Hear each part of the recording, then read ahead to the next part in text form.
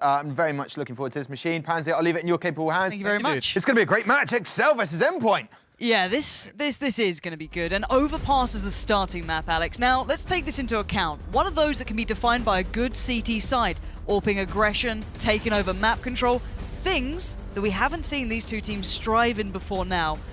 Your first opinions coming into this. What's your point now? Okay, so let's start with the overpass we saw just before this. We saw an overpass where a team went 10-0 down, and where did they find that sudden advantage? Where did they start finding rounds? They started being aggressive on the CT side. We saw them two pushed up Fountain, we saw people pushing underpass for early communication, at least, even if it's absent, even if you're getting no information is information. There's no one there, you know there has to be T's somewhere on that map. And I think that's something that was absent at the start of the Prophecy Reason game. I would love to see whoever it is starting on the CT side, you can see they're knifing now on our screens. Whoever starts that, I would love to just, I mean, I like put Luzza on a fast party peak. Just put something early would really put a smile on my face. No, we're going to have to wait and see if that comes through. And I do think you're absolutely right. This map can just be almost hinged on that. But seeing players like spawn on site and then kind of just dance for a little bit, it really does upset me.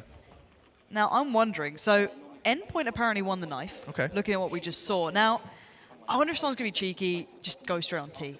Do you reckon Endpoint are that confident?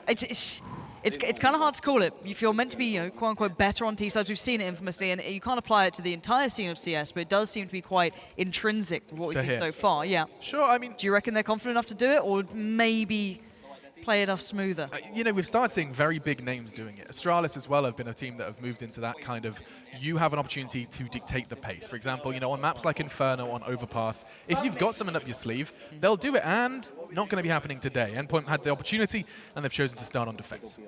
Shame. But this is the thing that I will also now be looking at is how good can exceL get here? Because their T-sides last time, Mirage, I was watching out, Boaster had a huge performance. He had an incredible game on that map, but specifically to T-side. He was opening up sites, he was confident, you could see it in the way he was playing, approaching the map. If he gets off to a good start, I'd love to watch a bit of that. But I've already spoken to the day, they said we're going to adjust our CT side, so they know it was an issue, and they're willing to work on it. Well, here we go. It's Endpoint exceL, the second of the day here for the Gfinity Elite Series. We are seeing a heavy presence towards Underpass. Bomb as well in tow. Windansky the man wielding that, but the CTs have got a trick up their sleeve as well. Whilst there may be a stack in Underpass, the CTs have something similar in play. All about to converge on towards one bomb site.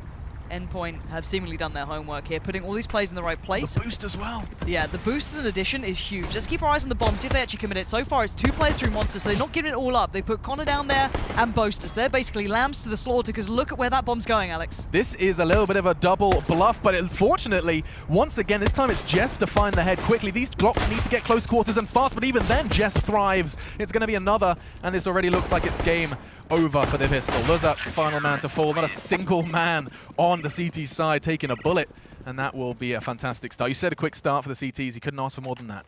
No, that's perfect. That gets you right into the game. That gets your head in the right place as well. You've not only read that pistol play well, you adjusted perfectly. You got the players back towards the other site. Your players who are staying there, the 2 players who I think it was Jesp and Charlie Pickles was close by, they handled it themselves too. They didn't need the additional support, but they're there in the right place. And I don't like the way the bomb's in spawn. Not a strategy I often go for. So here's my problem. Not only is the bomb in spawn, there is not a single useful nade on this T side. Just one man take the hit. One man just needs to go unarmored, go naked. And we'll see how it works out for them. They're just going to go brute force Tech 9s, and surely they're just going to catch bullets left and right. Already one man has been the magnet. You can see Luzza also down to 14. I don't know why he's here on his own. There's no need. His teammate fell back. I'm pretty sure Jesp fell back because he was dinked. He was tagged up. You don't need to stay on your own there. That opens up opportunities and a gun to be recovered. It allows you to be vulnerable when you really don't need it. And you get untraded frags as well. There's no fun in that one. You've also put a USP into the T's hands. It's full head armor as well. Suddenly your FAMAS and your UMP aren't quite as scary. We'll find out how far this one does develop, though the T's, whilst they have managed to maneuver the bomb, have yet to gather too much intel as they look to be preparing themselves for that single smoke execute. So it's basically on Mighty Max in my eyes here. You're going to have Jesp as an early warning system. So when they hit that site, if he gets 1, 2, that's phenomenal. Because they are armored up, bearing in mind this T side. So they do have a decent approach to this. Now, Connor should be able to set this piece into play, as he does have the smoke. So keep your eyes on that. As that gets put through, the long hit will come in. He's in exactly the lineup as well for that bin smoke, so you're probably going to be seeing that. In fact, he's doing it now, yep. Going to be throwing that one out. We'll see that one gliding in, and that will put Max out of bounds for now. In fact, not really. He can probably push straight through that. He's got time. Yes, indeed. A smoke himself towards long. That's late. Here comes the frags, though. Max with one. A second will soon follow, this time from Jess and Connor. He's not long for this world as well. Taking a couple on the way out, but low HP. And now even lower. He's taken down by Max with the USP, and we do see the second. Still, for the absence of utility, they got onto the site. A little bit more. Imagine if there'd have been a Molotov behind that, a couple of flashbangs, and that bomb may very well have gone down. Yeah, a flash. Considering that Mighty Mouse actually pushed into the site, Bingo. he committed to that, and that's fine. Like, I don't mind him. He was there to try and support Jess, but he could have backed away and gone back. Perfectly fine as well. Probably given up the bomb plant, though, so he made a bit of a risky choice to go for that. But as I said, one flash, anything could have really put them into play, and that's what frustrates you when you look at those buys and you think, one of you maybe just went on that. Look at Imi. Look at Imi go. Going to be shopping, and is only going to get the one. Delivers an MP9 to the hands of Jake, and probably want to pawn that off to someone with a little bit of a deeper health pool. Carrying the bomb as well. Lots of responsibility on Jake. Probably going to be throwing that one away. But I do get a little worried when CT sides... I like aggression in these rounds. I like having an approach to these rounds. I don't like it when you push up on your own to this degree. Mr. Pickles has no friends at the moment with him. Oh, can we and even with such a great name, Alex, it's so lovely. This could be a little bit worrying. Oh, here now, we go. let's see if it works out. They're kind of unawares, but Connor's a little further ahead than maybe you'd expect here, so Charlie's now put under pressure, and Pickles does not prevail. Ooh, okay, so let's real quickly recap Endpoint. Where's the gun, boys? You've lost two rifles, or excuse me, an SMG and a rifle, pushing up without the possibility of a trade. Yes, they don't have armor, but they still have the ability to put their crosshair on their head and shoot, especially if there's 3 or 4 of them en masse. They're capable players, they will get frags. And Alex, look where these last 3 are. Now, if that door's open, I don't think it is open and underpass. That's at least a giveaway to maybe Cryptics if you can hear that. But they're split up again, and I really don't like it. I just want them to group up. Okay, maybe give up bomb plant. That'd be the worst thing that should happen. And then you just retake it fine, right? You're in full HP, you've got armor, you've got your rifles up, you're good. You don't need to allow opportunities to happen. But you're in that lovely mindset that human beings have that I'm in a better position. I have a weapon, I have Kevlar, I can beat them. I'd rather take that fight. And of course, you know when you get to this kind of level, you just can't take those fights, at least for free. This time Jesp does get away with it. Connor down, and Windansky unarmored, soon to be unlifed. That's right, made that one. That's a good word. I like that. Is that from Dota? I'm a freestyle rapper on my spare time.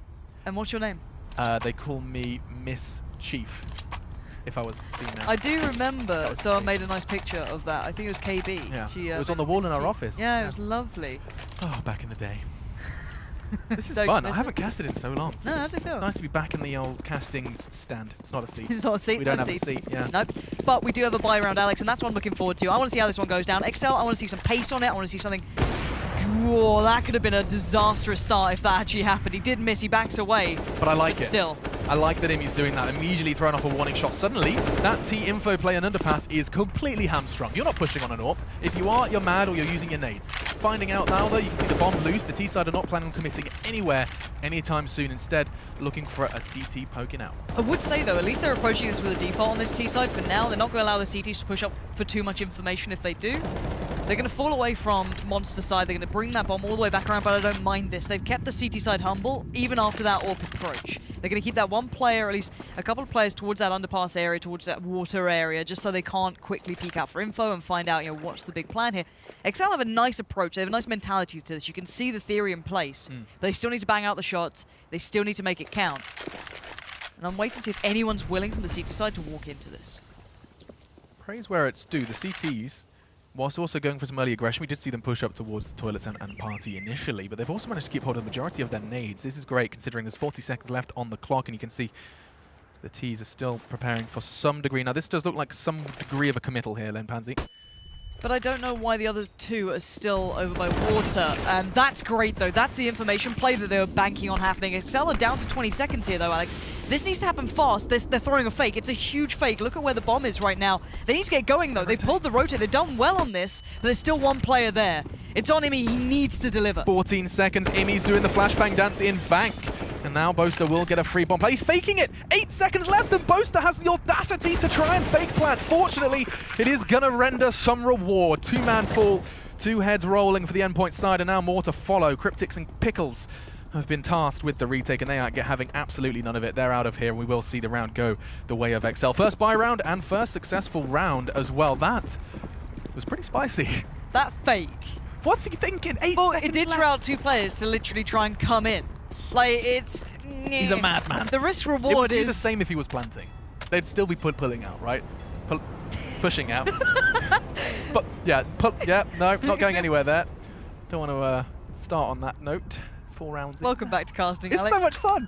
They put a microphone in front of my mouth and I get to talk about games. It's surprising, isn't it? We're all surprised. That's a freebie. And yeah, a little bit of an exit, not too bad, but they still keep the 3 alive, which is important. They've got the bomb plant. They can spread the wealth. They can get a decent enough buy back in.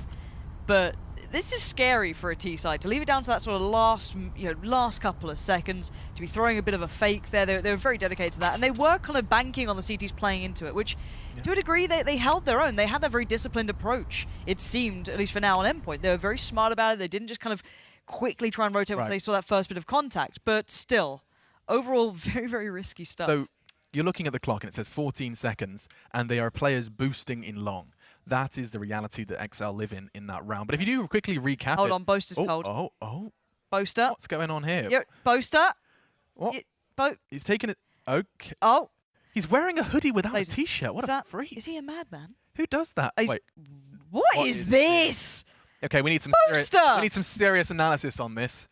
He's got a what's the thought process? It's a tactical timeout that he's currently put. That's what the timeout's for. Why have you gone and done that? Put your hoodie over.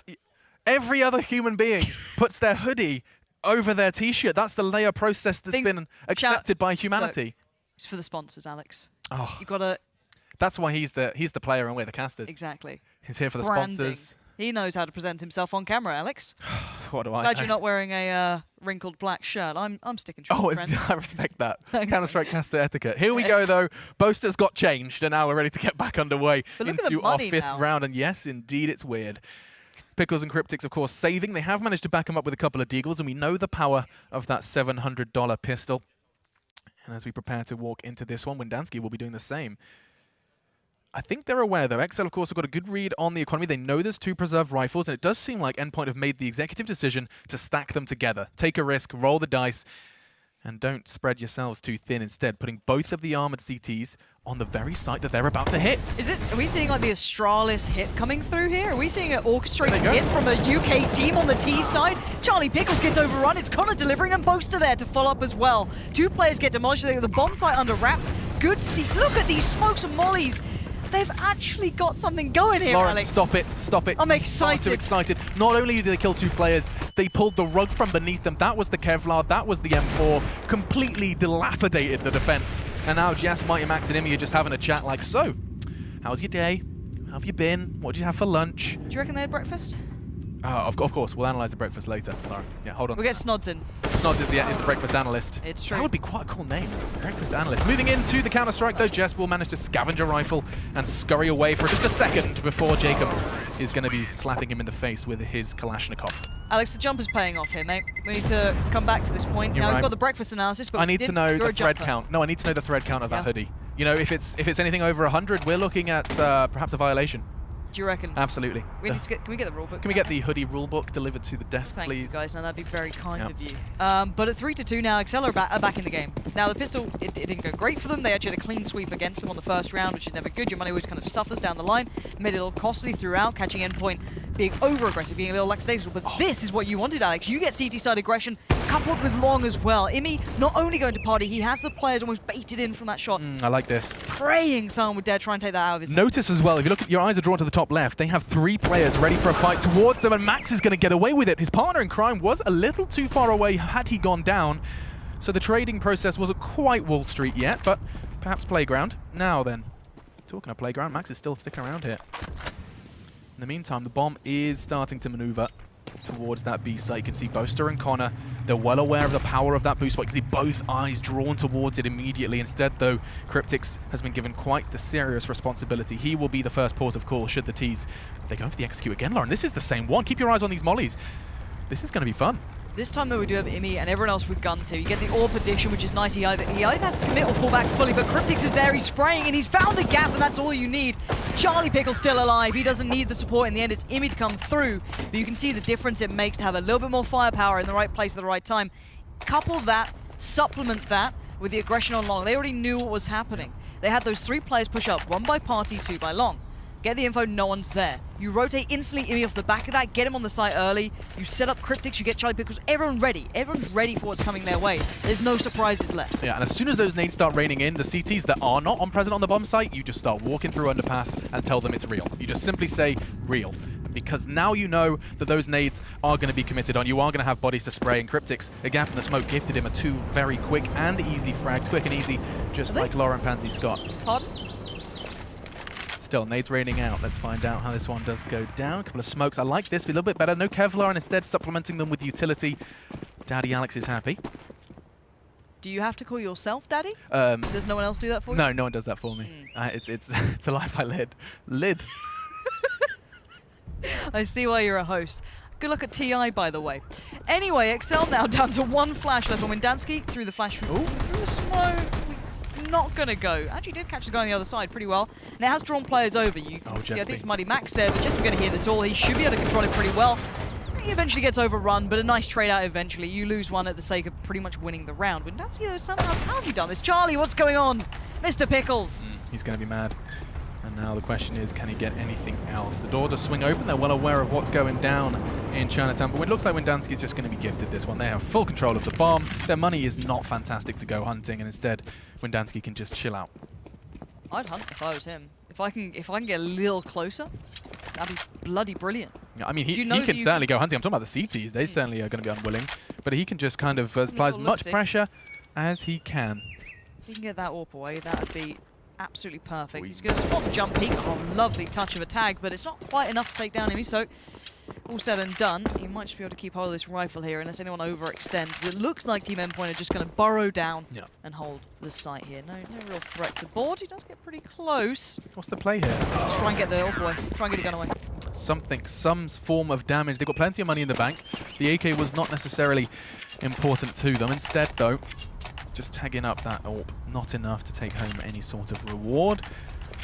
And so, we return to the scoreboard. It is 5-2 in favor of the CT's Endpoint. The analysts felt like this was going to go their way. exceL, so much on the line for them as well here. Should they concede, they will not be going to the playoffs. That is the reality that they live in. 0 wins on the board, a draw and 2 losses. They have yet to take a series in the 2-0 fashion. But now look at this stack and aggression. This is lovely from Endpoint, showing some prowess on the CT side. A little bit of pressure down towards short on B. You've got one player towards underpass, showing presence, but then backing off it. Have you noticed that they're like a little duo? It's Imi and Max. They previously pushed Party and Long respectively, and now look at them. The same two. They're just like a partners in crime, a deadly, dastardly duo.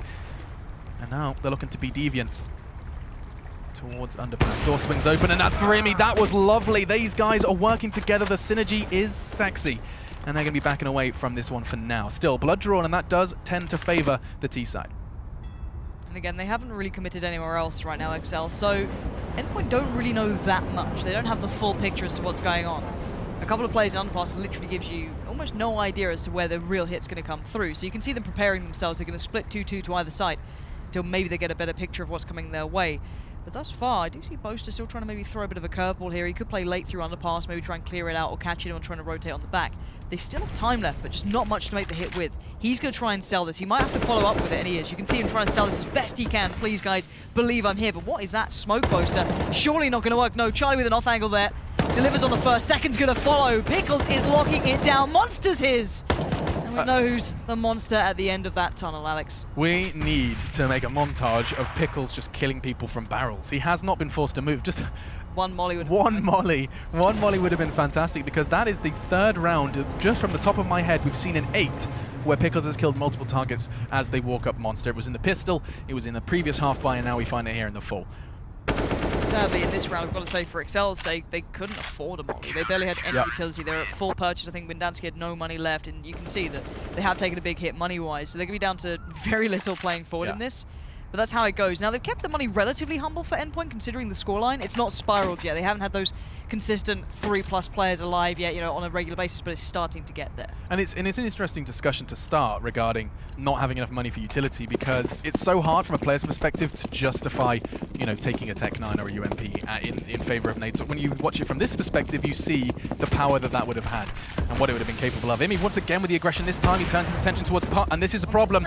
He is in trouble. He's going to get pushed down by the Tech-9s, and that is a misunderstanding of the economy. Had he known, but then again, had they known. Look at this, exceL are about to get crept on. Max coming from behind. It's where he likes it. Boaster is going to take the first. Now cautious of a second towards underpass, and the deagle is revealed. It's going to be Luzza who tries to put some pressure on. Excuse me, perhaps not No Connor. Let's go for an eye test. Now it looks like Mighty Max has a test of his own to pass.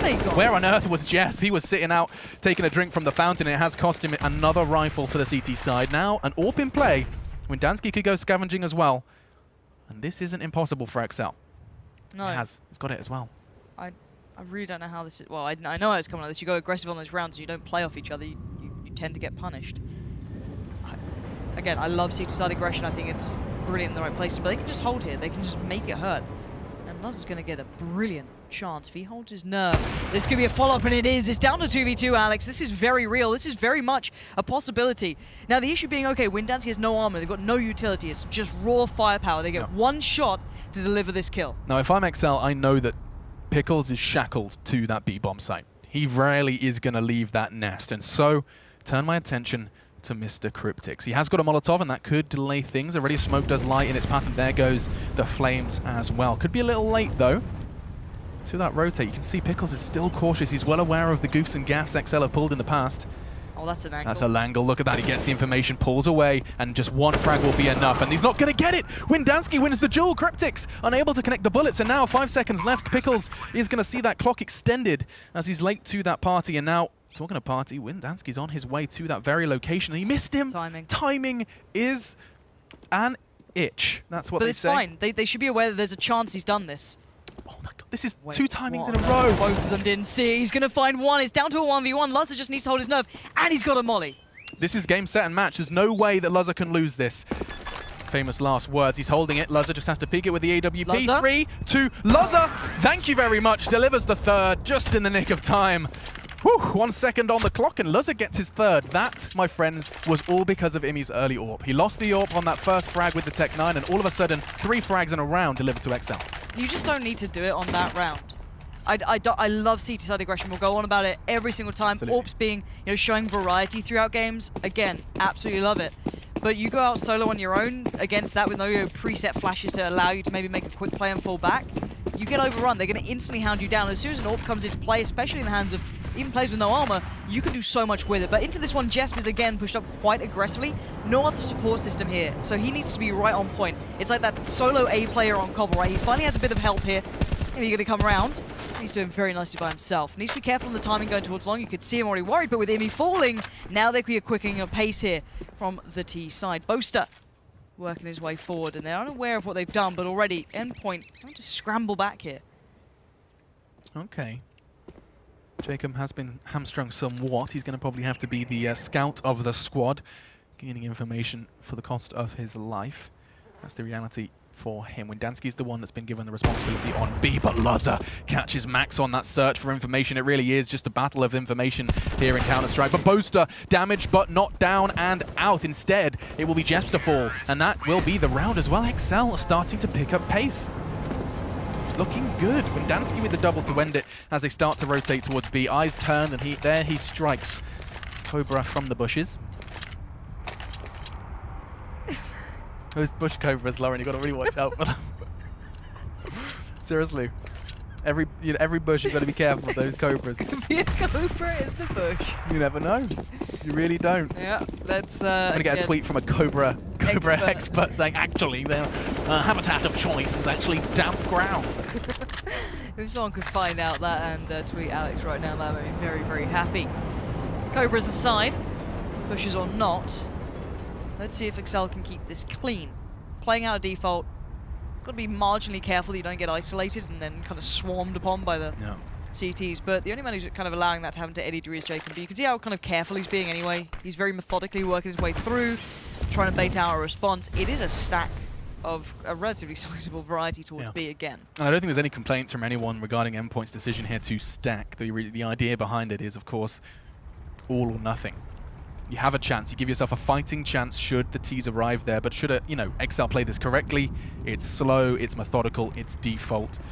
and every frag goes traded. Cryptix is going to get caught out here. Does manage to do some degree of damage, but unfortunately for him and the long run of this game, that's an extra $600 for Connor with the MAC-10. Now Jacob goes hunting. Pickles tries to take a fight through the wall, and Jacob is happy to guide the fight this way. It's mid-range, it's an AK, one bullet will do the brain of Imi. A couple of them have head armor, but that's not going to mean anything for the AK, and Pickles does meet his demise, but well traded by the CTs. Look at this bomb though, Alex. They're on their way. Tricky. Jesp, if he gets to it at the right timing, might be. We just missed out Boaster running through, but he will be slightly ahead of the timing they expect, and now it's kind of surpassed anyway. But there was a real threat for a little bit of time, and Luz needs to be careful again. He doesn't really expect someone to be in that corner already, so Jesp gonna probably play for exits, which is the safer approach, and I honestly don't mind that. But if I was exceL, I'd go through Monster because they've had control on it most of the time. So yeah, Jesp's here just trying to take that AWP away, and he does get it. 3 consecutive bullets connect. That's not easy with the Deagle, especially in quick succession. Should he scavenge this? Oh, it's so scary. Everything Did he just nade it away? Wait, where is the AWP? Did he go backwards? Was that... I think that may very well... Yes, he did. Look, perhaps unintentionally, but Boaster's nade. Nah, Boaster's a genius. Yeah, full genius mode engaged, throwing the HE to stop any chances of that scavenged AWP. That was nearly 5 grand lying on the floor, and this time it will not be ending in Jesp's hands. Instead, though, they'll survive with their lives and a couple of pistols, a little bit of Kevlar thrown into the mix as well. But another one looking good, doing very little, though, in the grand scheme of things with their pistols. Still freaked out about this whole hoodie t-shirt thing. It's weird, isn't it? Yeah. That'd be like putting your shoes on first, then putting your socks over your shoes. Yes. You ever done that, Lauren? No. 6-5. Let's see what Max can do with a single AK. Where do they put him? Where is old Max? Okay. He's gonna be the playmaker. The BDP is coming out. And that's AK number 2. Should they want to push up, for a big risk involved in it though. Imi's going to take the fight and get away with it. What on earth is happening here? exceL are getting torn apart by nothing. Just the scraps from Endpoint, and already they're managing to cut 2 down to size. And say that, Boaster still breathing, heart beating, 3 points of health left in the tank. Currently though, he is the walking wounded. So again, 1 shot from any of the guns currently on hand. The team Endpoint will do the job, but they are going to try and consolidate, bring themselves back together, make that hit count. But there it is, Max in the right place at the right time, perfectly utilizing what he's got to hand, and he's not done yet. Laza goes, and there it is. What a turnaround from Endpoint. We said we had to deliver, and Santa Claus arrives. 3 presents delivered, and that will be a round they did not deserve. 1 AK, Lauren. That was all. Goes aggressive, and suddenly everything starts falling into place. He's got the sack, ain't he? That's Santa Claus. Yeah. Yeah. Ella, happy birthday, mate. Happy birthday, boss man. No. Double ups on the T side. Let's have a little looky-loo. Luzza and Windansky. When were you in order for Windansky? I'm About ready. to find out. I'm ready. Show me what you're made of. Here we go. My man. What are you made of, my man? Boaster up first on the scene. Going to try and check if there is anything early towards the party. It's not foolish to do so. They have been there in the past, but this time nothing to be found. Instead, just a flashbang to the jaw. Now then, Jesp. You can hear the steps, but unable to get anything in his eye line just yet. Instead, cowering in the corner. 4 players converging on his location. This is going to be a bloodbath. Just the one for him, as Jake does get the necessary trade. And now Imi's on the retreat. He was punished in the past for turning his back to those players, but this time he will get away, and this angle is deadly. Talk to Fallen if you doubt me. You just bring up your cast with Fallen again? No, just Doesn't he have a t-shirt? he with plays on it? he plays that position very well. Yeah? Yeah, he basically keeps hold of toilets and long as one man, which is almost, it should be impossible. You should get either mollied out, naded out, or just trade back. But it's incredible to see just how capable that man can be. Not sure if we're quite on Fallen's level here yet for Endpoint, but there's yet to be seen. Maybe he's on the demos. He's having a look through, like those guys on Face It always do with you. They go through your demos, and stuff. And Windansky, I questioned it earlier. Maybe not the double AWP we need just yet. Pickles again on the case. Jake there called out, smoke in hand, never good. The pressure starts to mount. Too much time has now dwindled, and Imi and everyone else just batten down the hatches. There is nothing coming through this round. It's Luzza with an AWP against 4 with 10 seconds, Alex. You know what? I don't see it happening. Now, I know what you're wondering. What is the counter to double AWPs on T side? And the answer is CT's not peeking you. They gave them nothing. They were forced, basically, you had an AWP walking long, desperately trying to find some degree of like first blood, trying to find a way into the site. Endpoint, perhaps without even realizing just how well they were playing around it, by stopping first blood, by stopping that initial bleed from exceL, you get to see just how difficult it can look. You've got 3 AKs for a take on a site. It's not ideal. Windansky was left to hold B, and now we do see the boys in blue going aggressive. It's going to be Mighty Max. He's been rewarded in the past, but this time it's a big no-no. Luzza is the one to answer the call. This time, though, it is traded, and I'm worried about him. He's been pushed down in the past. A no-scope lands, but it's only going to take the knee. A bullet to the knee. And now Jacob, 15 points of health, but that's not going to stop him. He has all the nades in the world, and he'll be investing them as Jeff makes himself a hidey hole. Official wording. But look at what we found on the B site. Yeah. Windansky, he may not be an AWPer, but he certainly found some ground to work this time. Pickle's going to work his way through from CT. I love saying the word pickles, Alex, don't you? Such a great word. It's a roasted pickle right now, Alex. Oh my god, I hate them roasted, and he does too, because Jacob is going to be eating him for lunch. Pickly lunch, that's how I like him. 8-5, as the metaphors and similes are getting out of hand here in London. And so is the Counter-Strike. This is starting to become a real game, gentlemen. Cryptics and Jest desperately just trying to make an impact somewhere, somehow. The timing could not be better. Windansky, the pull of the pin, and 2 bodies hit the deck. That will be exceL continuing to close things closer. But this is an issue for Endpoint, and I guess credit more than anything to exceL for exploiting this, but this has been 2 rounds now where this has happened. They go aggressive on those rounds where they have the AWPs, they have everything they need. Don't show us roasted pickles to make us laugh again, all right? We just don't remind us of this, like the Cobra bushes. I started giggling about that midway through a round then, because I remembered it again. The Cobra bush. Yeah, infamous. But the point is that that's an issue for Endpoint they need to address, because so far beyond that, good pistol round, decent enough going into the gun rounds. This, for a UK CT side, as weird as it sounds, is actually pretty good. This kind of brings up a bit of a question, and him, he's going looking again, but Luzza, first to connect. Pickles this time will fall. Delectable from Imi. Manages to take him through the wall. Luzza down, and already you can see that this is going to slow everything down. I say that, Imi just walked straight into the jaws of Jacob. No one had eyes on Party early. That's going to cost him. Could cost them more. A little bit of an aim reset from Jacob. I like the restraint there. Doesn't choose to commit to the spray. It's a risk, and often a risk that is not rewarded, but this time he does try and reset that crosshair and try again, this time to no avail. Now then, Cryptics once again roasting. He's not going to fall to the same fate of his comrade this time, though.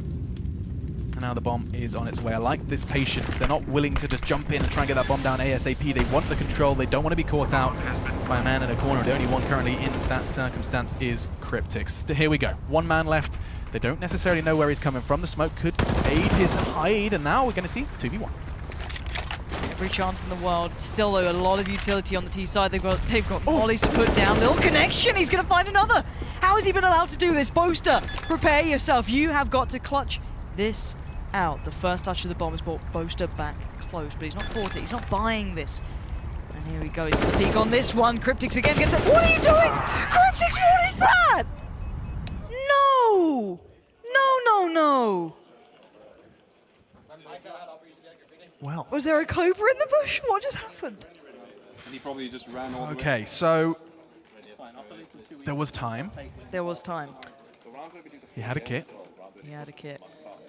Pulled his knife out. Now, that is just a flat-out error. I think he may have jumped as well. It could just have been a straight mouse wheel mess-up.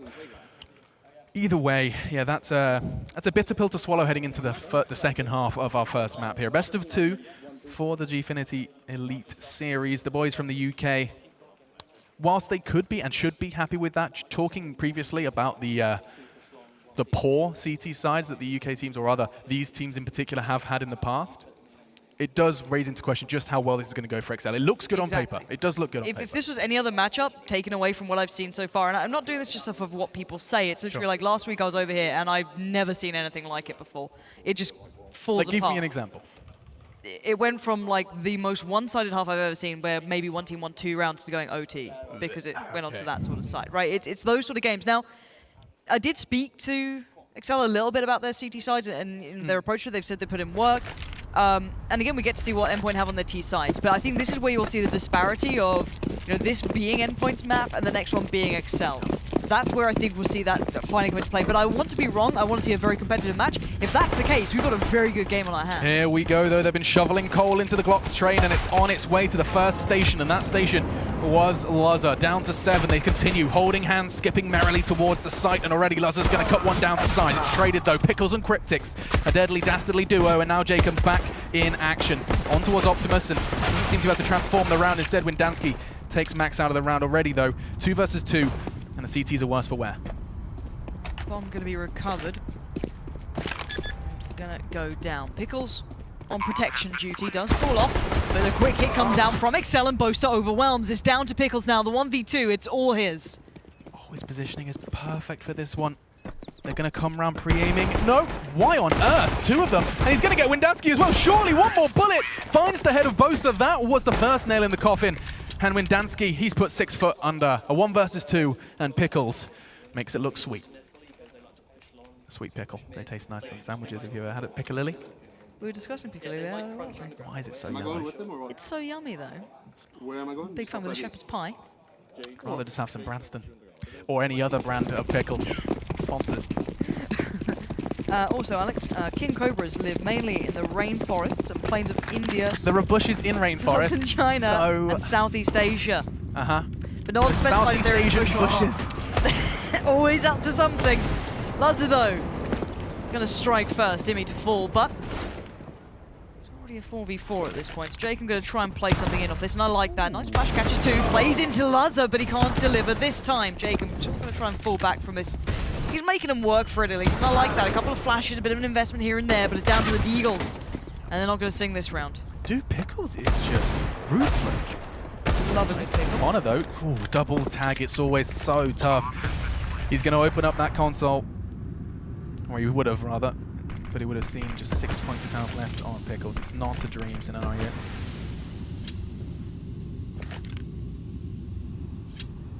Instead, his mission here is just to try and keep them on the bomb site.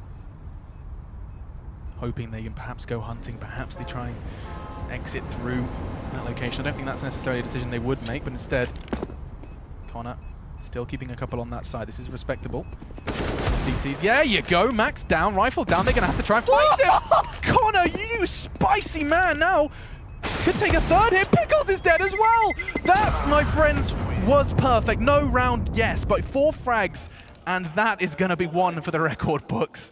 It looked like nothing, Lauren. No armor, just the Deagle. He spends that $700 with very little in mind.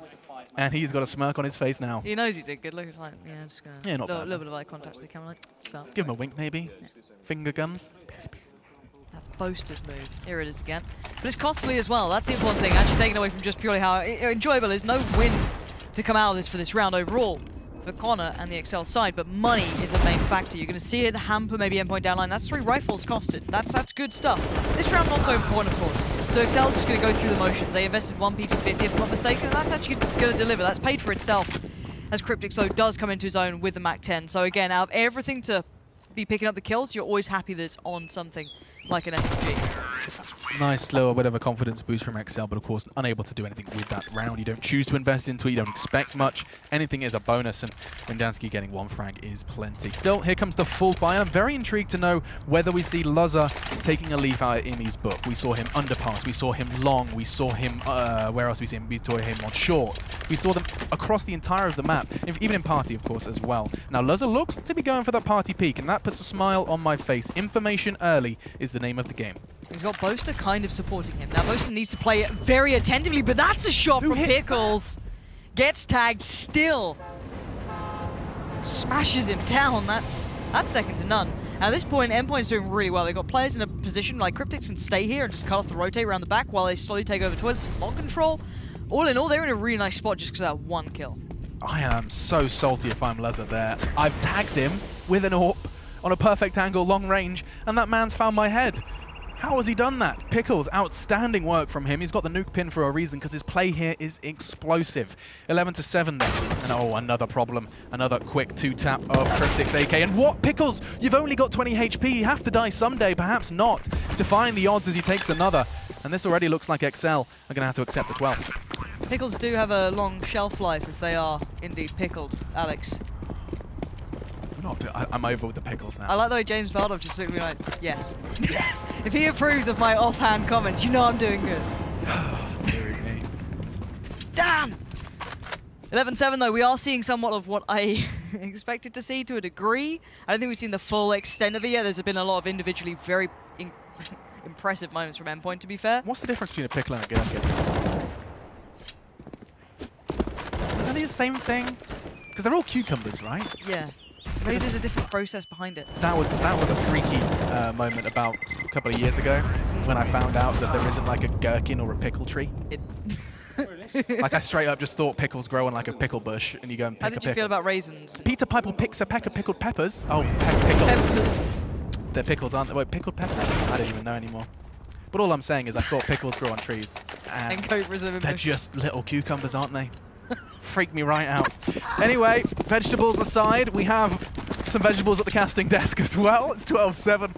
Let's have a little look if they can do anything with one flash. I expect this to go over towards that fountain. Max is having none of it, though. Smoke, Alex. How dare you lie like this?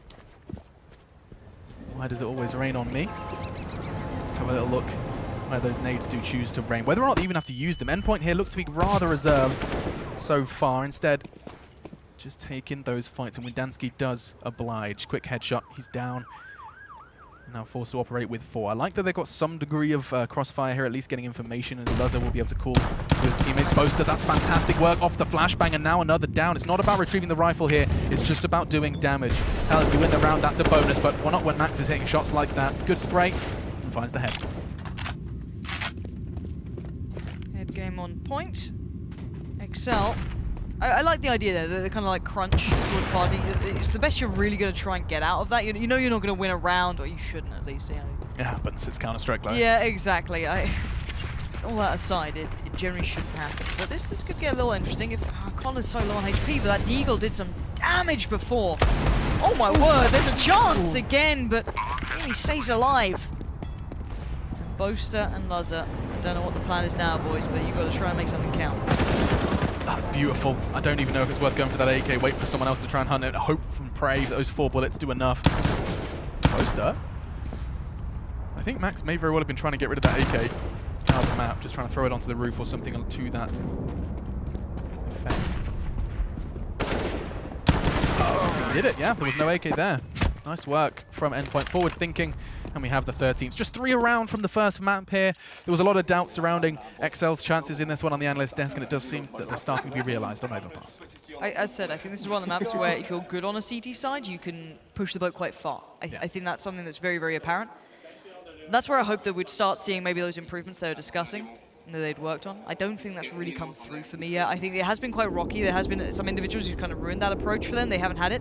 Now the money's starting to stabilize and become even better for Endpoint. You've got a couple players on 7, 8K, which is, that gets worrying because that can drop out. You're starting to grind through the game to that point where your money becomes almost not an object. You're so far along that really exceL just need a round. And in they turn, don't really care about your money. More risks are taken, Exactly. and that's what's so scary. Just on the topic as well, I do think that whilst you don't see too much evidence of exceL changing their CT side, it is refreshing that they're trying things. I mean, you can't really account for when Pickles is going to get tagged by an AWP and still find your head. That's an angle that a rifle should never win. But he's spectacular. He's having a game of his life currently. Absolutely. And he's bringing home the rounds for his team. Endpoint looking good. Yeah, I'd never expect a 180 turn of improvement from one week to another when you're trying to just change your approach of CT side. It's just, I was hoping a little bit more. Like a baby cobra. Why are you so into snakes? Danger noodles. That's a lovely name for them. Yeah. It's like trash pandas. It's great, isn't it? I like internet. I like the internet. We are little internet people. Yeah, we don't really come out of the house unless there's cameras and games to be played. It's a weird sort of defining point as to why we leave our little gaming dens and hobble out. Yeah. Go for a Wallace and Gromit style clothing machine. Yeah, I think I did mine was back broken this morning. Here we go. It's going to be the first blood. Who else but Pickles? It's a very balsamic pickle. It's a little savory to the taste. And this time, he's bringing the spice. Mayu Max takes the head off Boaster. He won't be boasting about that for long, though, because here comes another Endpoint round. Not a single player down yet, and already the bomb is going to be following suit. Now then, Windansky and Connor. Backs against the wall, quite literally here, and nothing they can do but sit and hope for an outrageous error. Saving is starting to become a little bit of a too familiar prospect. You sit there and you go, you kind of realize I have to do this. Like, for the game, I have to go ahead and sit here and wait and accept that this is the 14th round. It's just, it's difficult. Your comms are happening, there's chaos, perhaps some insults or some blame is being thrown around. Never happens in the UK scene, Alex. It's like it happens in our Face-It games, Lauren. Don't know what you mean. We have the best approach. The point being, at 14-7 now, exceL have run out of options, I feel. They haven't really started to feel it. And you look on the other side, Endpoint, tactically fine. We haven't seen actually much of them kind of falling back to that sort of thing. Yeah. For me, it's more the fact that they are banging out shots and they can depend on it. If you're feeling it, if you're just feeling the game, if you're able to take fights with an AWPer again that Charlie Pickles did and win it 2 times, why not keep doing it? And that's unquantifiable. That's that you can't hard counter that. Because he was even holding a more passive angle. He was back in toilets this time. And there is beauty in that as well. Like, there is beauty in the fact that Counter-Strike can be so intricate, so complex, so deep at times, but also sometimes it's just want to play the game, run out, get headshots. And look at Pickles go. How on earth? He walked halfway towards toilets, fully flashed, doing the flashbang dance. And Jacob, he's going to be dancing as well. Gets one. And gets an opportunity now for more. You can see Luzza's going to be the one to finish that one off. And that's exactly what the doctor ordered. 2 for Jacob, 3 for Luzza. And 5 bodies hit the deck, some scavenged weapons as well. And that was more fingers pointing towards Endpoint. Such a audacious, they pushed through flashes and smokes with no real structure. And this is something you used to say about, your Fanatics, and I don't want to put these in the same category as that, if I'm honest. But it's more that you look at the way Endpoint were playing, they're just playing off confidence, just playing, kind of like a very aggressive, almost non-respect style. You have to humble that, and then you should see the full depth that Endpoint can go to. Yeah. Until then, exceL have to work on that, and they're doing it so far. Look at this push coming in as well. We've got to play very, very far up, and I'm pretty sure that's Boaster. This is nice because this is kind of a prime off angle because you know that they're not going to, but by this point, they're going to start looking towards Party. Cryptix could mess this up, but I think there's a player in place to keep that in check. That'd be Jacob. Now, Luzza needs to be careful. He's the one who's meant to be having this angle safe, and he didn't, but he still answers the follow-up towards Pickles, sure. But I don't know how that player kind of pushed up that far without him catching that. You called him Cryptix. It sounds like an off-brand packet of crisps. Mum, I want Cryptix. Mum takes me to Poundland, all right, Alex? That's all she can afford. Anyway, here comes some headshots. You know it's going to be Jess to deliver. Jacob down. The double J's are about to have a victor. Connor back out towards Graffiti now, towards that L bend. And it's AWP v AK, and he's got some balls on him, Jess. Just relentlessly challenging him out. He has no armor. And he's taking fights like that. Where is your Kevlar, young man? He's half naked and he's running around the map doing damage. Still, taking their time with this plant. They don't want to be caught off guard by someone lurking towards water. Instead, though, you see fantastic work from them. He is, however, going to get cut down. It's Windansky to do the chopping. How much money did Jesp have? I'm curious about it. Oh my god, what have you done, Jesp? Oh no! And Cryptix, not going to do anything. And what the hell was that? How did you forget to buy armor?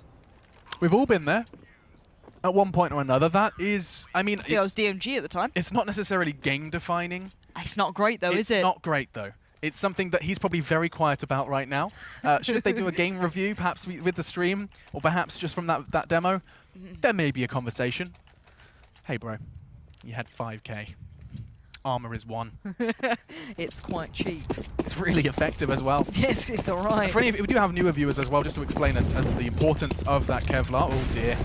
Mollies like that, if you're a newer viewer, are not ideal. But also, in regard to Kevlar, aim punch is something to consider. If you ever hear aim punch mentioned, it simply means that your camera, your crosshair, everything will flinch. And that does make it very difficult to hit the corresponding shots. Head armor and body armor, of course, separate. Still, we're back into the fray and looking to hunt that double digits now. exeL looking for the 10th. No. No. Just, are you actually insane? Is this a... This is he hasn't got Kevlar. Maybe it's a bug. Thing. It must be a bug. It's not a thing.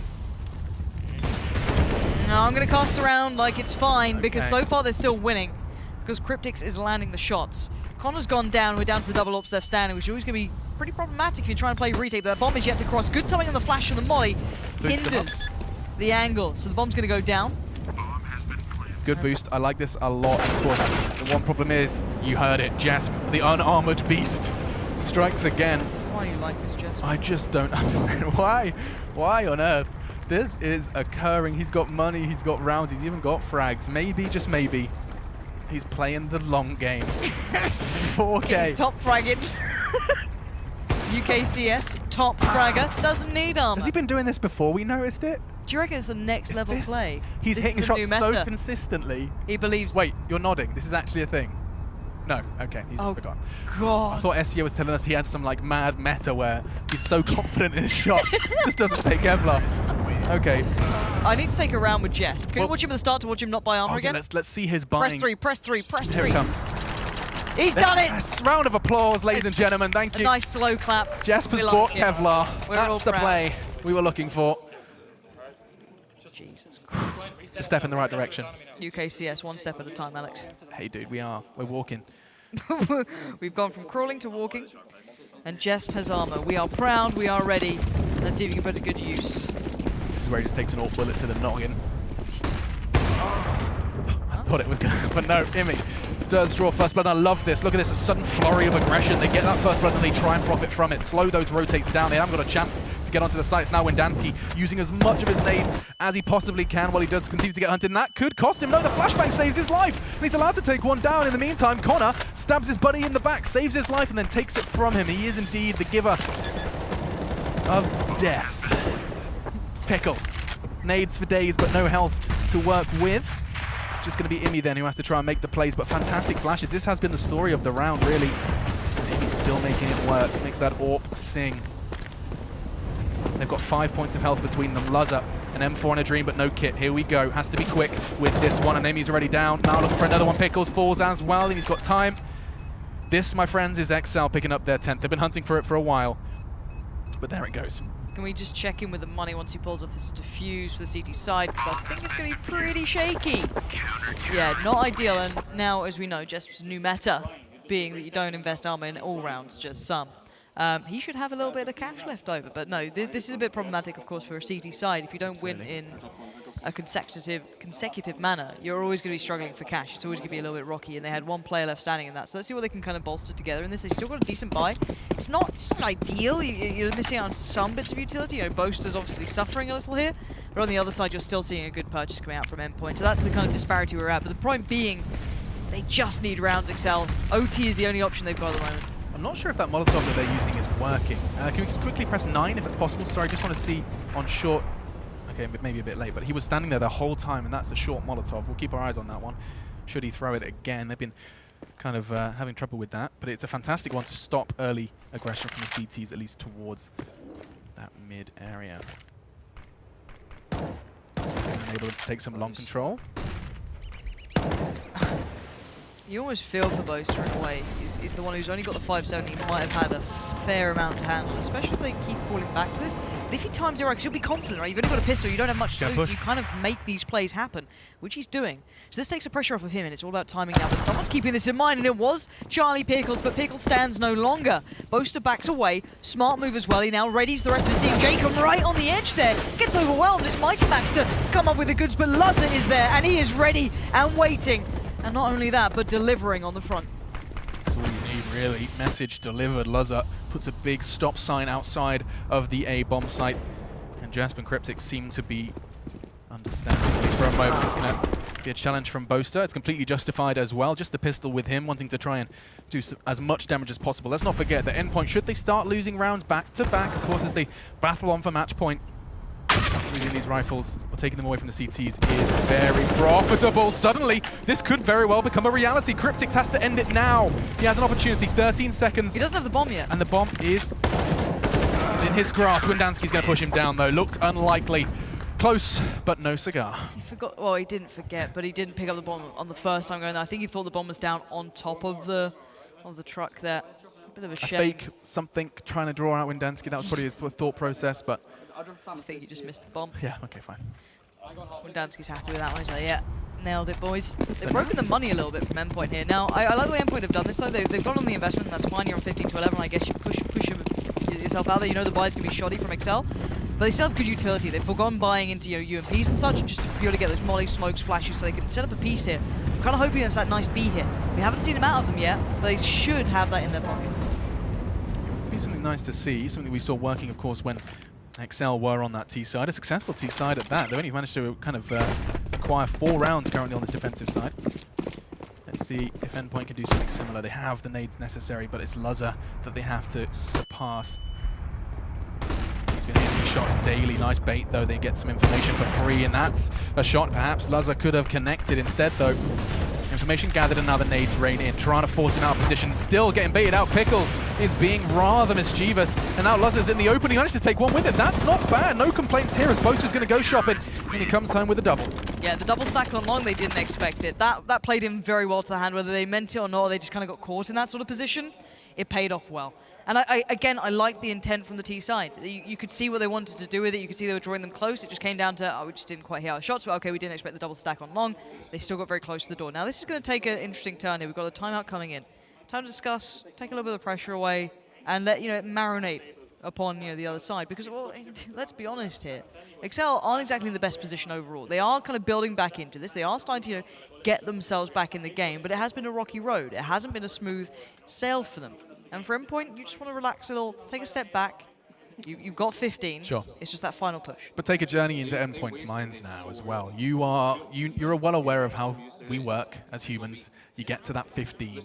You get to advantage in tennis. You get to that point, you're like, okay, one more point. And that sometimes can be your downfall. It's something that a lot of players can have trouble with. Alex, is that Lurpis doesn't agree with this. Motion doesn't come into games. Oh, absolutely not, no.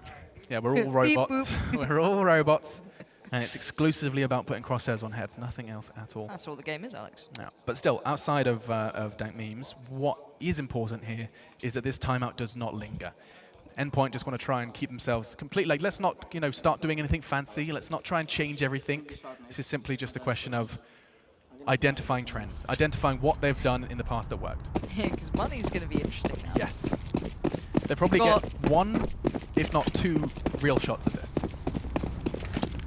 Uno, Immo. Uno, Good Immo. shot. One good shot. But that's all they need. A bomb plant would be lovely. See, that's the thing. If they have a successful round, even just taking guns away and saving a couple, or the small bits of damage you can achieve, potential. that could then become maybe 2 good rounds to give it a go with. But you don't have many. 15 to 12. The next couple of moments are incredibly defining, and they're just praying, begging that exceL go walkabouts.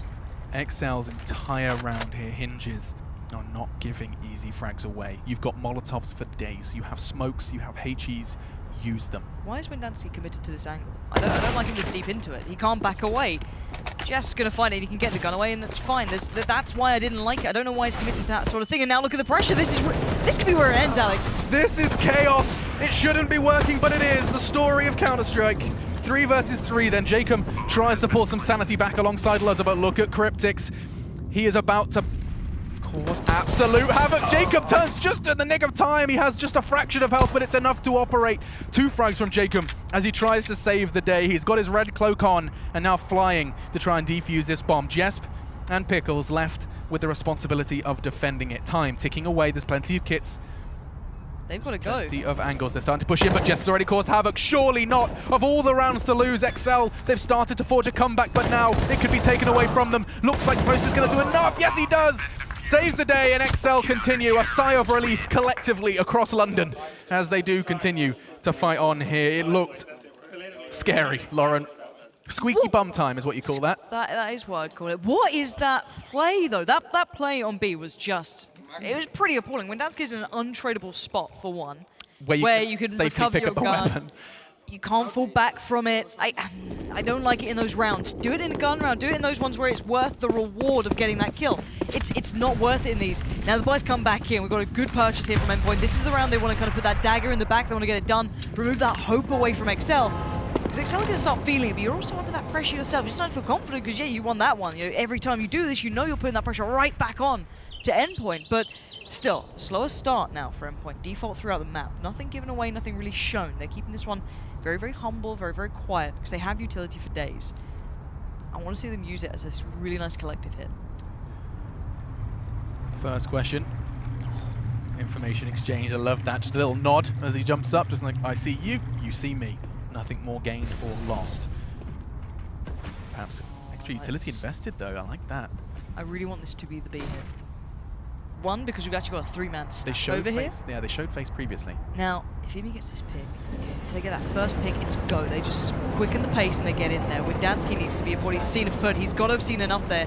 You might see a response pretty soon. He's ready for this, though. Great work from Windansky, but Imi's still traded, but he will not be moved. That's 3 kills. That's so integral.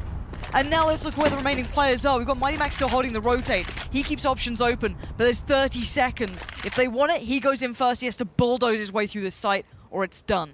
One advantage of trying to do what Endpoint did there is you get situations like this. Yes, you just got decimated by Windansky, but still you have 30 seconds to operate. And Boaster, once again, strikes from long. It's where the majority of his defensive frags have come from, and now we are going to be seeing the save.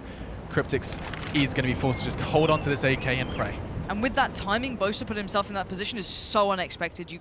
You've already showed so much presence on the other side. You don't expect a player to be sat in that corner over by long, especially they're coming in from that. bank. They're coming. Exactly. You're worried about everywhere else. You're worried about the bin. You're worried about underpass, the truck. Yeah. Exactly. You just got to push it. So again, nice work from Boaster to put himself there, but that was Windansky.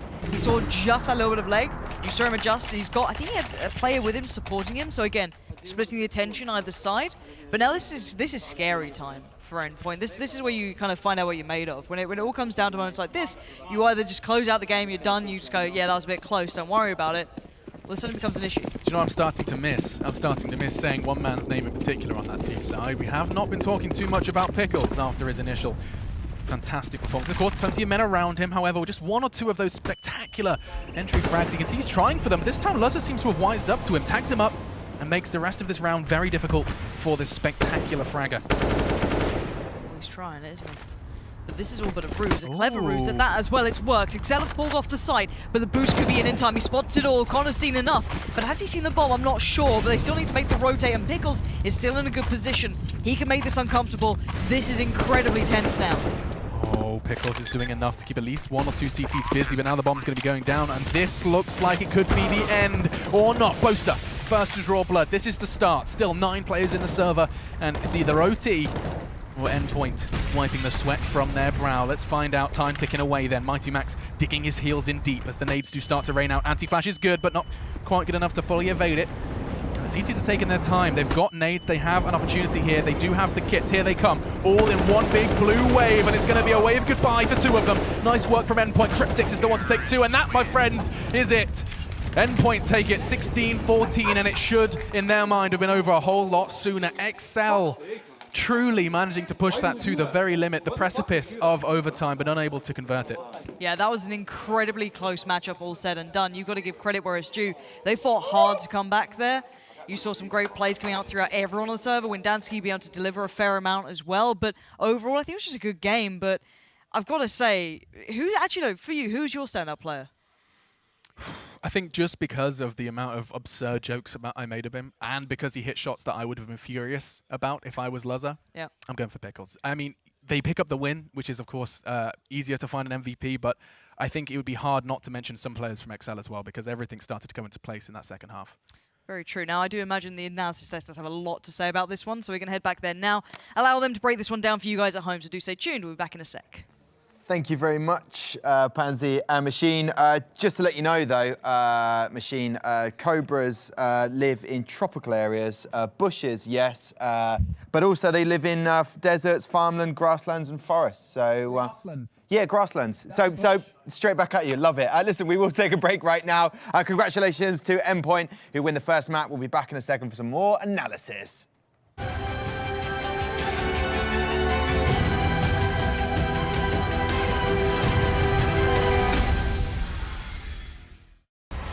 So welcome back to the Gfinity Elite Series, Week 4, where we've got the UK teams, Team Endpoint taking on exceL on the map Overpass. It finished 16-14 in the end. exceL pulling it all the way back, as Machine had said, to the precipice of the of the game. But yes, loads of kills in this match.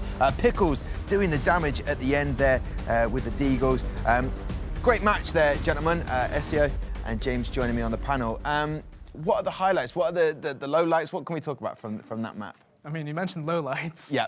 Jesp didn't buy armor a few times. Now, it's interesting that there was mention from Pansy and Machine. What is that a tactic? Is it a sensible I'd hope tactic? not. Is it a forgetful tactic? I think it's more forgetful than anything. Obviously, like, he at the moment, you kind of forget to buy armor. It happened a few times during week 1 and 2 with Jesp specifically. He didn't buy armor sometimes. I suppose it kind of happens, just it's kind of horrible to see. Yeah, and there's no logic in that. There's just really, forgetting to no. buy. Oh, we've all been there, right? James, when you forget to buy things? Yeah, yesterday I forgot to buy anything.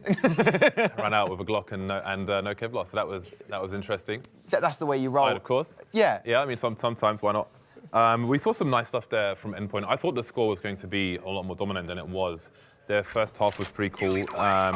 We saw some nice execute towards the B bomb site, but as you can see, there was a gap in that smoke, which is something they need to fix. You know, the execute was cool. The Molotovs deep towards CT were nice as well, but you don't want to have gaps in your smoke like that. Pickles was strong on the B bomb site as well. He was pretty good throughout the match, and in going into the second half, there was one round where they just charged A and just out-aimed everybody. Even with 20 HP, the man is still very dangerous.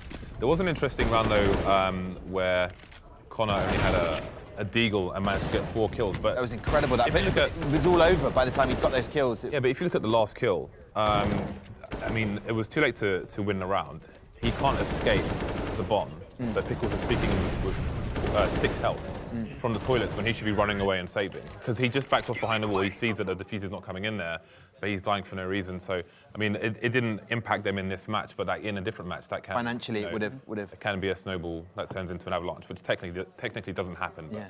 I mean, Pickles was fantastic for Endpoint. His stats were great in that match. There were moments when he was very evidently in the game and dominating at the beginning. They went a bit quiet, and then at the end, wins it for Endpoint. Yeah, I thought it was similar to Mick, but I think it was 2 weeks infused. ago. Yeah, he was a very strong first half. You know, in this case it was at barrels. He was just popping up, just headshotting them. As you see, 26%. That's using the actual bullets percentage as well. So that's 26% of his bullets will go to the head. So that's a very high percentage. So like, it happens sometimes you kind of start like really hot and then it kind of cool off a bit. Yeah. It's just how Is that law of politeness? averages. Is that politeness for your other team to get some good stats? Is that what they do? You just take the foot off the gas a I little suppose bit? it could be argued. I think Quicks was arguing it earlier. Yes, of course. Now listen, looking at Endpoint, they take such a substantial lead. They look comfortable. They do this to us every single week. How and why is this happening? It's a mixture of things, really. Like, you could argue complacency, like you hit match point and then you kind of like foot off the pedal. You're just like, yeah, we'll win at some point. But I mentioned it to you, in fact, like we've seen them go into overtime each time they win. So it's kind of an endurance test maybe in their minds. So it's not a very healthy thing. Some teams can struggle to close matches out, but if they're closing the matches and not eventually losing them, then at least that's something. But it's something to work on over time and look at. You know, maybe their opponent plays better when they're under pressure, when they're against match point and so on. So it can be a number of things. It can be the other teams stepping up when they need to, but if it's consistent against different opponents, then perhaps it's something they need to look at themselves. Just being a bit more ruthless, clinical, seeing off that team. Let's talk about map 2, which we've got coming up, Inferno. The key areas that we sort of discussed are going to happen are Banana, is that right? Well, generally on Inferno, if you look at it from the CT point of view, on new Inferno, Banana is more difficult to hold. It's more dangerous for the CTs. It's harder there's more risk involved for the CTs to be aggressive in general, be it Banana, be it in apartments. So that's going to be a focus to see how these teams deal with it. This is the pick of exceL, so curious to see if Endpoint are going to be prepared to defend on the Banana area. But ideally, towards mid, you want to push the CTs back so they have minimal information, so they can't rotate that third man to the site where it's needed when a push comes in. So I want your predictions now. exceL came back into that. They might have a bit of sort of impetus and a lot of energy going with them at the moment. Do you see them getting this and making it a 1-0? I think it'll definitely be a close game again, possibly an overtime thriller, but I'm honestly going to go with exceL here. They wanted to pick Inferno last week and it didn't happen. I feel like they're quite prepared for it. At Endpoint, we're not expecting Inferno to be picked here, so I'm thinking exceL. And James, you going to go with the grain or against the grain? I was actually going to make my own pick this time instead of copying his, but it is the same pick. I'm going with. No, I don't believe it. Why? I'm going with exceL because if they're picking Inferno, then I think they're going to be ready to defend. I mean, for me, that's a question mark with Endpoint. We'll find out if they are, but it's not much to go on. But I don't normally make predictions, so you're getting a lot out of me in this respect. Wow, I appreciate that. I'm going with exceL. Okay, 2 exceLs there. Okay, I'm going to swing round delightfully and very easily. Look at that. That happened. That wasn't as smooth as last week, though. No, do you know what it is? I'm too close to the desk. Do a full 360? It's going to happen. Give it a I can do this. Yeah. Let's make it happen. There we go. So, guys, seriously, talk to me about map 2, Inferno. You've heard it from the boys, James and Dizzy now. What do you reckon for this? Who are you going to go for? Well, I mean, I have inside info. I was speaking to SEO, and he was telling us that Inferno was a curveball thrown in by exceL, and that just excites me just by the fact that Endpoint were not expecting to be playing Inferno today, and I'm a sucker for I was about to say a third map. Best of twos, Alex, but I'm a sucker for an underdog anyway. What about yourself, Pansy? Yeah, I'm going with exceL on this one. They showed a lot of promise and a lot of improvement that we saw throughout on the first map, and I'm hoping it applied to the second. But again, a lot of the individuals turned up there, Alex, so things could definitely be a lot closer than expected. Yeah, and hopefully Windansky stays in the right position. I heard you saying that a few times, Pansy. So, yeah, so hopefully he does that. Guys, I'll pass it over to you. Looking forward to map 2. No, thank you very much. Yeah, I always love Inferno anyway, Alex, and you know that I do. It's one of my favorites. We get to see some of the best parts of CS, I feel, on this one. It's a sexy remade version of one of Counter-Strike's staple maps. Fantastic to watch, as well as you can see the T's navigate through smoke, Molotov, and a variety of mixed bag executes. You can see them taking slow map control, creeping through the apartments. Banana, you see it on your screens, and then suddenly the high octane Counter-Strike hits you. You have that kind of, nosebleed Counter-Strike just sprinting at your opponents. It has a bit of everything in the bomb site A. Its new boxes have led to some scary headshot angles and a whole lot of checking those corners. That one in particular on the far right side. Yeah, there's a lot that can come through on this. So I just want to see how it all kind of comes through. Now we've seen good points for both sides. Yeah. Both teams have shown some real promise here. They've shown some real potential.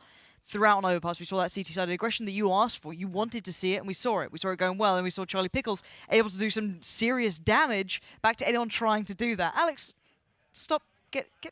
I look so tall next to you.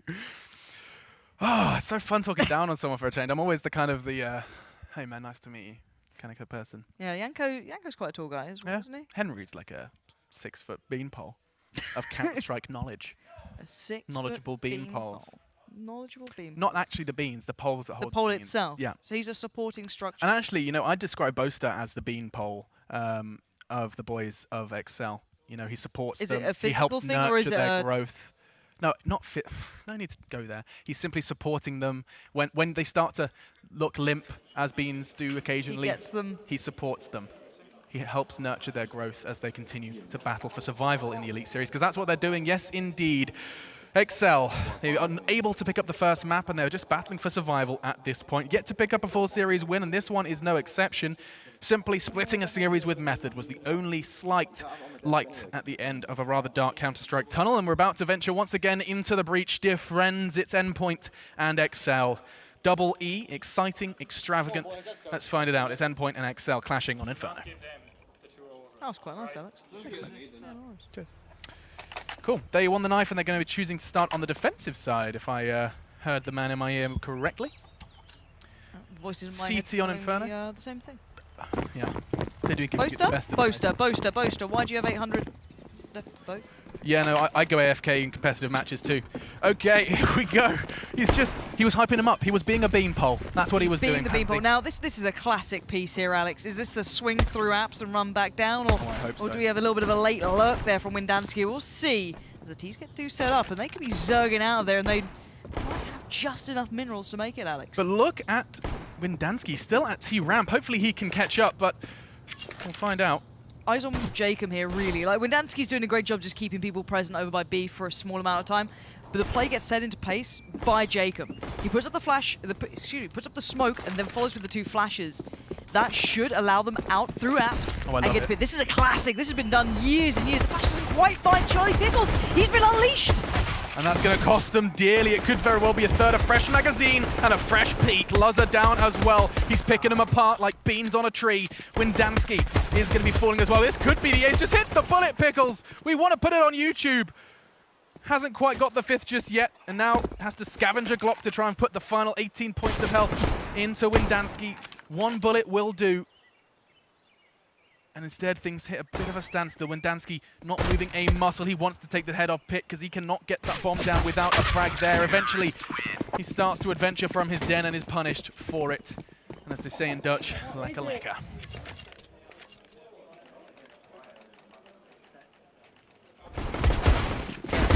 Not quite finding their place. The theory was good.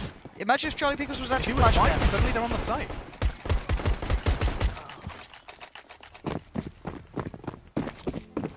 Impromptu poetry aside, here we go into our second round. And this is the same kind of idea we saw from them over on Overpass on their second round bye. You can see the pistol, you try and come in at them, all guns blazing and all Tech 9s blazing. This time, one exception was that they had a flashbang, which has enabled them to try and take this banana control a little less contested, forces the CTs back had they been there. But note where that bomb is. 3 players, they've shown nades, they've shown steps towards that B bomb site. The bomb is elsewhere, and now Windansky starting to show face. This is just a question of trying to keep the CTs guessing to the start. Yeah. Forcing him back on the sites, you get those pistols to bear, I guess, is the main thing. Give him just enough control. Imi, good info found. Didn't see bomb, didn't see much more than that. They're still leaving it very much up in the air. They left it at the top of the mid, so again, just kind of taking a tester. Having a little bit of a linger towards, and Imi does find Boaster in the end. But he's being slowly but surely pressured towards now. He's not going to expect this. The timing simply maybe something he's not going to consider, but this opens up many an opportunity. He's not spotted them out, and Jacob's found a window of opportunity here. They can crunch towards B, they can pinch towards A. It's all up to them, but there's still utility on those B players. Max has got it all to do and only a UMP. These are long fights. They can close in on this one. They've scavenged an M4. Well, sorry, Pickles has the M4, but he's on the wrong bomb site, and now they start to pinch. This is so scary. Max and Cryptics have to do something rather outstanding, and the bullets just aren't connecting. Bodies dropping already, both of them down, and exceL. This is well-structured Counter-Strike at this point in time. They pinch on the site, close fights with close weapons, and the bodies do just keep piling up. Endpoint looking to be out of this one, but it is just one man standing against them, and a 1-1 scoreline. It's Pickles. He's delivered before. He needs to deliver again. A 1v3 on this site is not easy.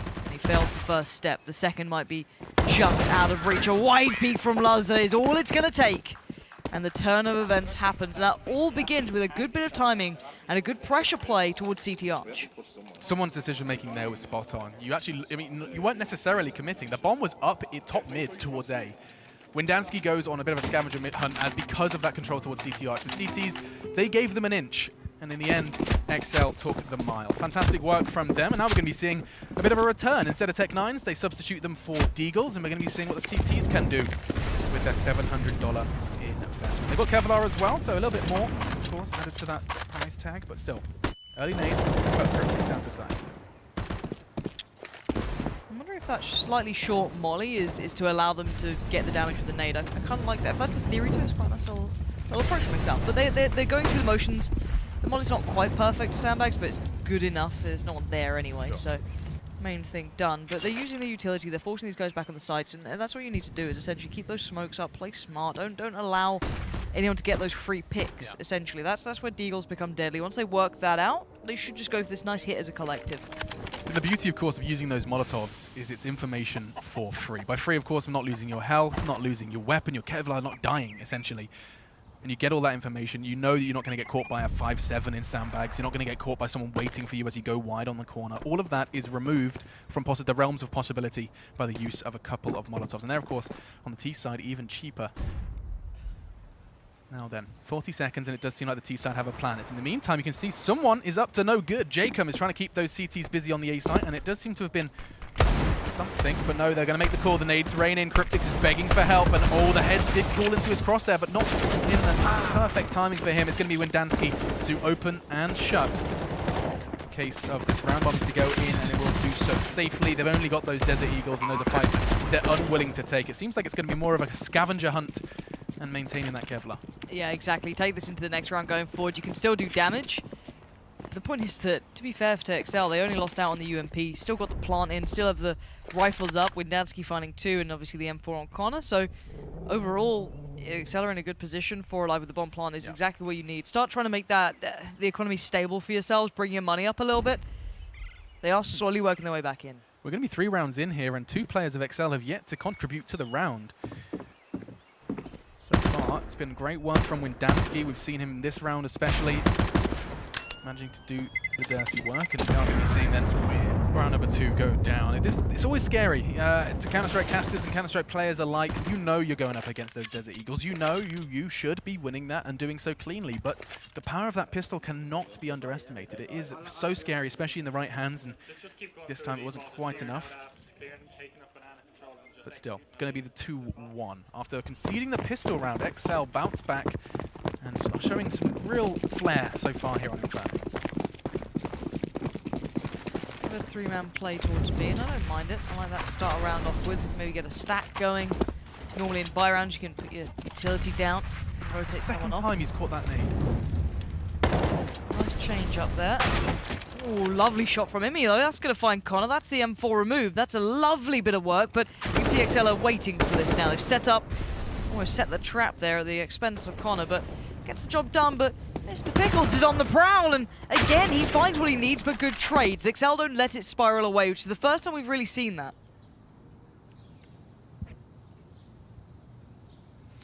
Prowling Pickle finds its mark. 60 seconds for these Ts to not only upgrade their artillery, but also start to decide on a bomb site. And this would be the right decision should they commit towards this. You can see they're looking at the second letter of the alphabet, and there is no blue in sight. In sight, you get it? No. Bomb site. Oh. Here they go. Just nades for safety. They don't have the information we do, of course, that beautiful radar and X-rays. Some real cautious is the word I'm looking for, play. And they are on their way together. You can see Mighty Max and Cryptix, one armored, one not, on the stroll. Let's not forget the damage done by that HE at the start. Down to half health before he even got a chance to fight. Nice work. Good connection from Cryptix. Here on Windansky's low, this becomes a little more scary.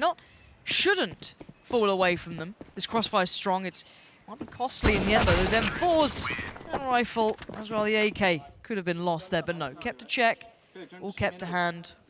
I like that they peaked at the same time there. It was either, you could have sat there and held a crossfire and suddenly communication dies, someone gets, naded. Yep. You've removed all of that just by simply saying peak in 3 and doing so. Fantastic work from them, managed to secure the round relatively neatly and tidily, and felt for a bit of a hiccup with due to Cryptix and his Desert Eagle, but we're back in business, and we are going to be seeing, I'm going to call it a full buy. It's a Counter-Strike Go full buy, just UMP on Mighty Max.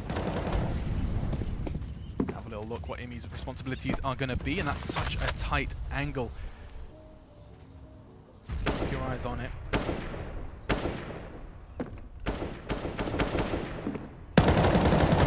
So many nades on that T side.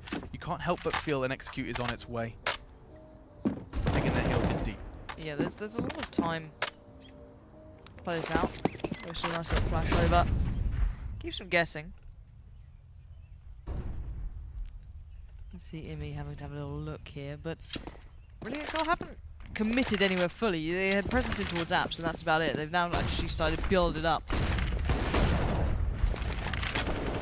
Towards pit, but they're not on pit, they're on the balcony, but that's a mistake. Jacob's going to find Jess, caught him off guard, completely unawares as to what's happening, it seems, as it's down to the one only Mr. Pickles himself, and maybe to hold on to this site. But oh, look at this, nice rotate. If you get a little bit of pressure from Jacob at the right time here, or even just showing. Max is rotating off B. Oh no, they're believing this hook, line, and sinker, Alex. Max realizing his mistake and is going to try and get a panic nade off. If the Ts were just a fraction quicker, it could have been just one man on that side, but still, Molotovs are now in place, and the Ts have to make a decision. It has to be a quick one. The nades do suggest they should push, but the Flames hold them back, and through the fire and Flames, Dragon Force are going to go ahead and draw blood. Connor's the one to run ahead of Cryptix, Pickles, and Imi then. Sound like an indie band, but have to try and find the second for Endpoint. Bomb ticking away. There's plenty of kits, plenty of nades. And Imi is on the prowl with the zoom banger. Endpoint are gasping for opportunities now, and this is a good one. Connor low, a little chance at this utility, but the timing again, the peaks coming out at the same time, and that is lovely. It's making it impossible for them to trade effectively. I was just going to run into that one, and now it's a matter of trying to keep money, keep guns up.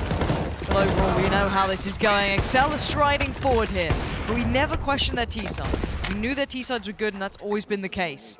It's a matter of how well do they do when they switch sides. How much of a lead do they carve away this time?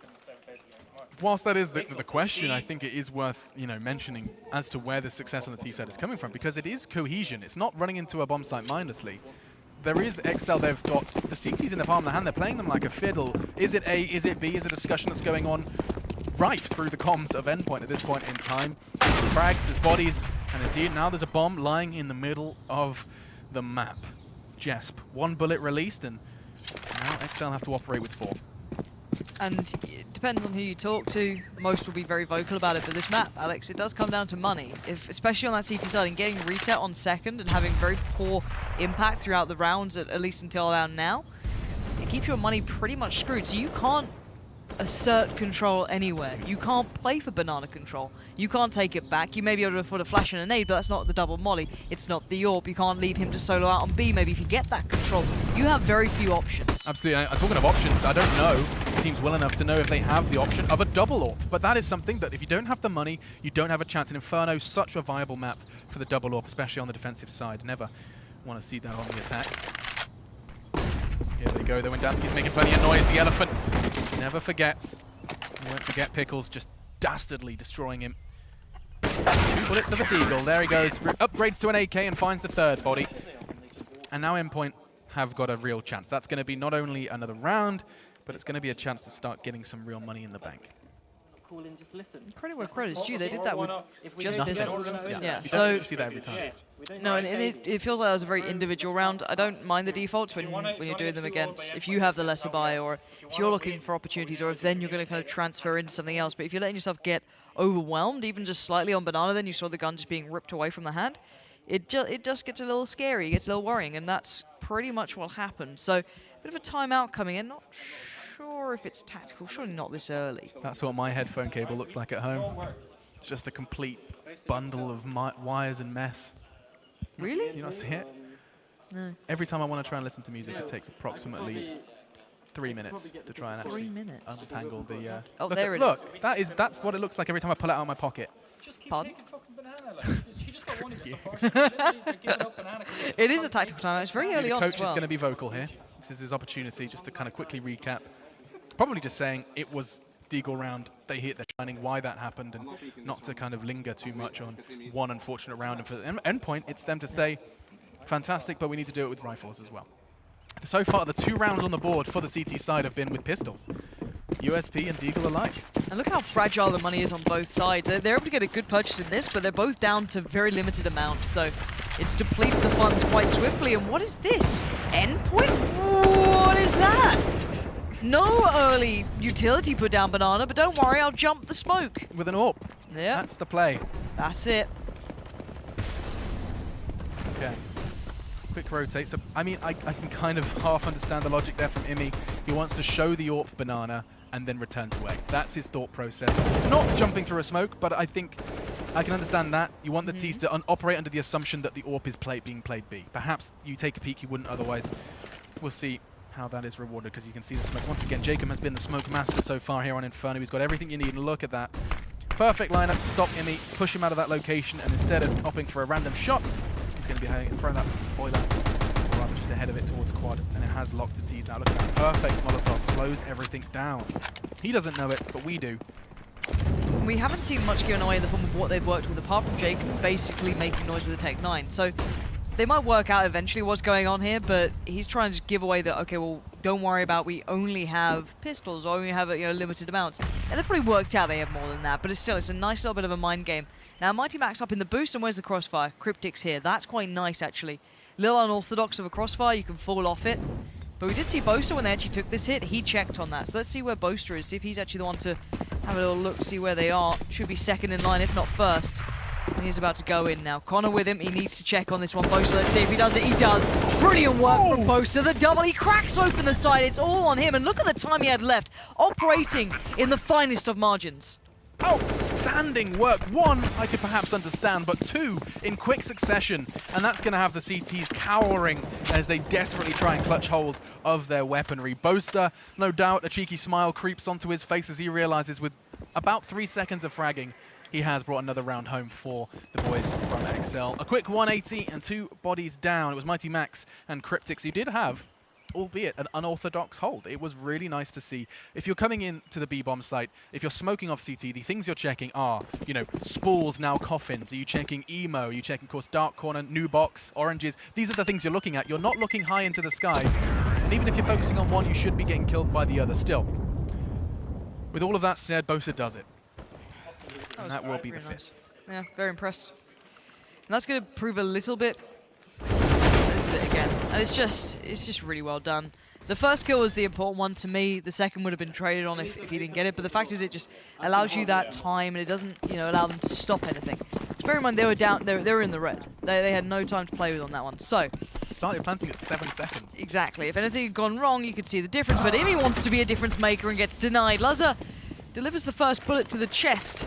And it's a 5-2 scoreline overall that might be 6-2 if it keeps up at this pace. Removing that utility and all that impact early on that he has been having is huge. That can make a massive difference if Windansky starts as well. You know that one-way smoke. You know it's going to be there. Good connection towards Pickles. And now that could be it. There it is. Doesn't even back away from it in the end. I love that from Windansky. He knows exactly what that smoke means. For those of you unaware, see Pickles can see straight through it. You can see the peak from Windansky. So a spray, a pre-fire, followed up by a nade was a perfect combination. A recipe for disaster for Mr. Pickle. But if they keep going one by one, Jesper's going to get played back into this somewhat. And that's the bomb there. Connor needs some support. Good molly coming in. Oh, but what a shot to follow. Jacob gets denied, and then we're just getting a little bit interesting here. Jesper could do more, but no, the timing on the peak is good. Boaster again. I've got to give credit where it's due. This guy is finding the important kills. He's got some timing to him. Really nice. He knew that his teammate was going to be jumping out of balcony. The perfect opportunity to peek as well. He can only choose one of those targets. It's a guaranteed trade unless you forget how to aim a weapon, which at this level you certainly hope won't happen. Still, then, we're going to be seeing Cryptix once again. This seems like 2, if not 3 rounds in a row we've been forced to watch Cryptix just walk around the map. Think about life and stuff. Life and stuff? Yeah. What do you think about when you think about life and stuff? I just think it's so crazy that, you know, everyone that I see and meet and walk past and see on the street and the bus has a life as complex and as special as my own. Yeah, it's always that weird, like, consciousness thing when you realize that other people have, like, this not internal just- monologue. they're They're not not just, just, like, like- extras in your movie. Yeah. Yeah. They're not just that person that he just walks his dog every day, you know, Yeah. just that's all he does. There's nothing more to it. So that's my existential crisis over, and now we have some Counter-Strike. Yeah, I've been having them more often recently. you? Yeah, I think it's getting an age. Happy birthday. Yeah, I Oh, guess that's thanks. probably Oh yeah, that's probably it, that's isn't it. As soon as Getting old. you blow out the candles, it's like, right, existential crisis. time. Death is very close. Yeah.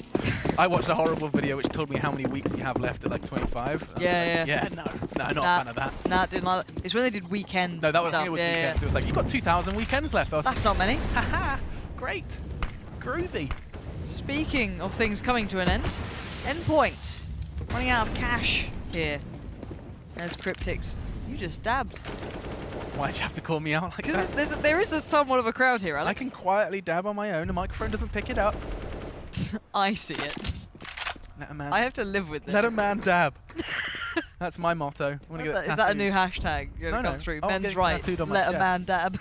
I'm getting it tattooed backwards so that in the mirror I remind myself every morning. What does it say backwards? Blah, blah, shit. That's what it is. Dab. What does it say backwards? Bad.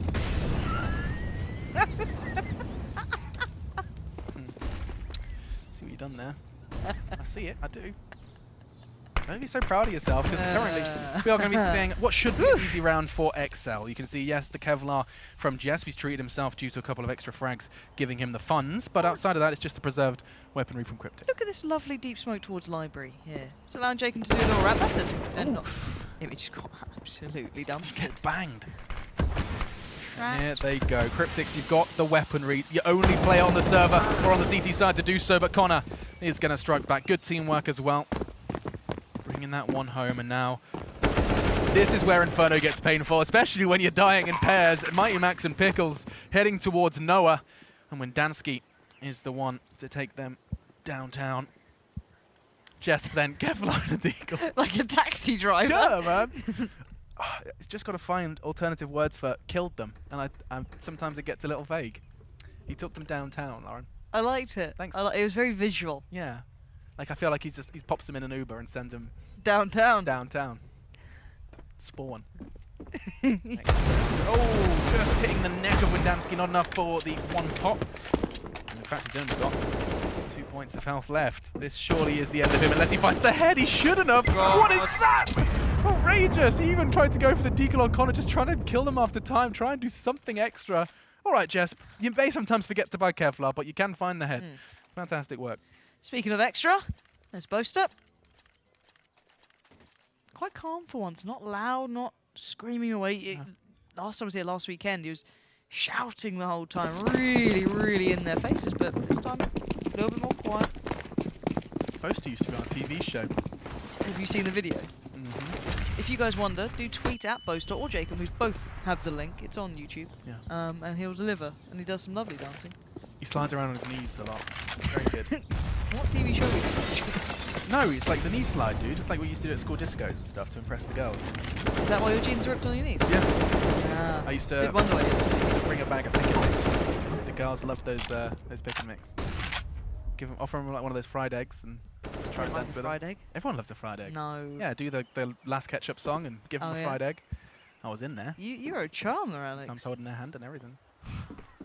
Saucy.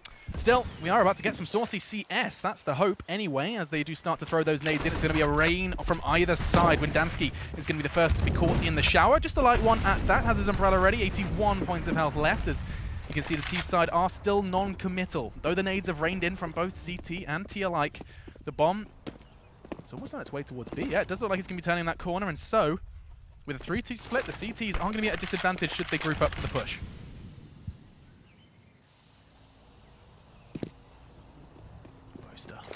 So slow on this one. They're trying to keep those CTs on the edge of their seats. In a dream scenario, the B players start moving, and they have. Look at this. The timing on B is going to be perfect. He pushes through. They're going to shut him down, and now look, Imi should be having a chance here, and he does get shut down, but already takes one down and hamstrings the assault quite considerably, because now bomb down, and it's going to be Luzza who has to hit the shot. Of course he does. Delivers once again. Jess, 2 frags to find. Trying to hunger for a third. The smoke may help. Even with that smoke, there's still 2 mollies against him. The time that can be bought here is just huge. They're holding each other's pushes. The only avenue that Jesp has is maybe to work through ruins, but with that molly now put to play, he knows that his time is running out. He might as well just back away. He's going to try and keep Jacob to the side, but still, what are you going to do now? You're just going to run in on this one. He does have a kit. He's going to try and smoke it out maybe and go for a full defuse. I don't know if this is going to work. No, he's going to try and make it costly. And he will do, but there is no time on the board. It's another for exceL at Endpoint. Have a little taste of what it could be like to have a victory, but ripped away in the end. The power of those Molotovs, it's so agonizing to know. You've got to go through the scariest choke point that you know is being watched, or you walk through middle through the fire and flames, and there's 2 of them, of course. Just as it starts to dissipate, a second takes its place. And that was, well, once again, well played by exceL. It's really refreshing to see a team that, started so poorly over on Overpass, managing to kind of recalibrate after nearly taking it into OT on map 1. Now we find themselves here. Week 4 of Gfinity Elite Series, battling for survival. Conceding the first, need the second. And here comes Connor. But Imi is just going to shake his head. Nearly transfers into both of them. Boaster 1 bullet short of a double. I hear chat going off, and I'd love to see what was said about that appalling play. I'm hearing it still. I will not be told. I can imagine what they're saying, but, nice shot. Well done. Well played, I think they said. Well played is probably the response. 3 now remain for exceL. And you can see the massacre. I hope they remove those guns away. You literally have the other side to throw them over. So once you get control of top banana, lob the rifles over the fence, please. Please. They will. They've done it before. Surely. Otherwise, those rotating from A are going to have some Christmas gifts waiting for them as they try and retake. That's unfortunate, but perhaps Luzza has something else in mind. Maybe holding banana aggressively themselves, using that as a trap, a lure for the CTs rotating in. Nothing heading from banana, so they have been given the benefit of that. But But look at that. Mighty Max, he pushes straight through the smoke and gets one. Jacob does a backflip, and now Windansky is doing his very best to keep this round alive. Pickles has something to say, and he's going to shout it loud. One more bullet will do, but Luzza is going to crouch just in the nick of time to dodge that one, and we do see another round for exceL. I have to say, Windansky's been outstanding so far in this, keeping this together. This round is a highlight, but there's been moments prior to this where he's actually delivered the integral kills. Between him and Boaster, it's been very impressive. Overall, on the other side, you can tell that this isn't really in the repertoire so much for Endpoint. They've been kind of flustered a good few times. They don't look as fluid as they did on the first map, where they looked very, very diligent. I think this is the first time we'll see probably exceL having a far greater CT side, just purely because on Inferno you had to work on it. It became, second to none to fight for that control throughout the map. So I think this is something we will see being far more clear cut than the first map. Absolutely something to bear in mind. CT side still haven't really done anything particularly new. We haven't seen an aggressive second mid peak with that AWP. We haven't seen a two-man push through apps early trying to get some information. Instead, Windansky's given this for free. Every round, or at least the majority where we've seen Windansky, he is just sitting here, nading, fragging, and in general just making noise. A couple of times they can test on the staircase. Hasn't gone well for them. We saw Pickles, of course, caught off through his own one-way smoke, but outside of that, Windansky given map control for free. But exceL, once again, in true exceL form, have forced the CTs, with just positioning alone, into a very passive setup. There is no information there for Cryptics. Little for Pickles as well, as he inspects the intricacies of a brick. And the bomb is committed this time. You see, they're still anxious. Those players on B, they got caught out in the past, and now they lock themselves in. It's 3 versus 5 here, Lauren. You should be able to undo this crossfire. It's so strong. And you're seeing it really kick in. Between Cryptics and Pickles, it's so hard, especially with that third player, to take them away. You need the mollies, you need everything right, otherwise they will just do this. Completely dismantle you one by one. Luzza has a 1v4 to handle. And that's just 4 too far, isn't it? The only issue you're going to encounter in that crossfire is if they walk up short and balcony at the same time, and there isn't that presence from Pit. Yeah. There was, though, and you saw just how deadly it can be. There's a reason that's the first time exceL have tried an all-out A execute. Just how scary. When you've got players as competent and as intimidating as Pickles playing that pit area, that's when it just becomes an issue. You either have to have some serious Molotovs available, implement them, but all of a sudden you've got to worry about side, balcony, behind. It's a very scary side to take. And now, the alternative. Charge at B as fast as you can and take that AWP away from Imi, and it's only going to be a 1-for-1. Mighty Max has something to say, though. Just the one. And backs away. So weapons scavenged, though. There was, of course, a couple of Tech 9s, but rifles alongside that, and now an upgraded AWP. That bomb needs to be picked up, however. Jacob's going to be able to find it. Needs to be a little careful. Falls away and waits to see if they move for information. Each side shouldn't. They can sit 2 to either side and be comfortable enough. Now, that's the smoke down towards the coils. Flash to follow, but they don't necessarily need to commit. They can send one in as a piece of bait, but both smokes even going up. The problem being that Mighty Max can see all of this. So it's not like they've locked off the information play. Him playing from the back of Nubox is kind of giving this away. Not normal position, but now Cryptic's playing quite passive towards CT Arch. Timing is everything here. They might have the angle on him, or you just better know. Boaster lands it, and it's all down to him again. Charlie Pickles, what can you do? But look, they're pushing for him for 1B, and Jacob's going to get them. I don't think he saw the bomb either. And now, Jesper's caught in a horrible sandwich. He is going to get the first, but surely not the second. No, caught out by, once again, Windansky, who has been vigilant in those 1v1s. Sometimes even taking 2. Now then, Pickles. A 1 versus 2. Boaster low. By no means impossible. He has the nade as well. Boaster, are you feeling like a nade magnet today? He is the one who sat in towards Dark or Emo, so dunk. It is a real dunk if he goes for this. Smoke CT, gives away his position, but will he nade it? He's looking, he's wanting someone to take that fight.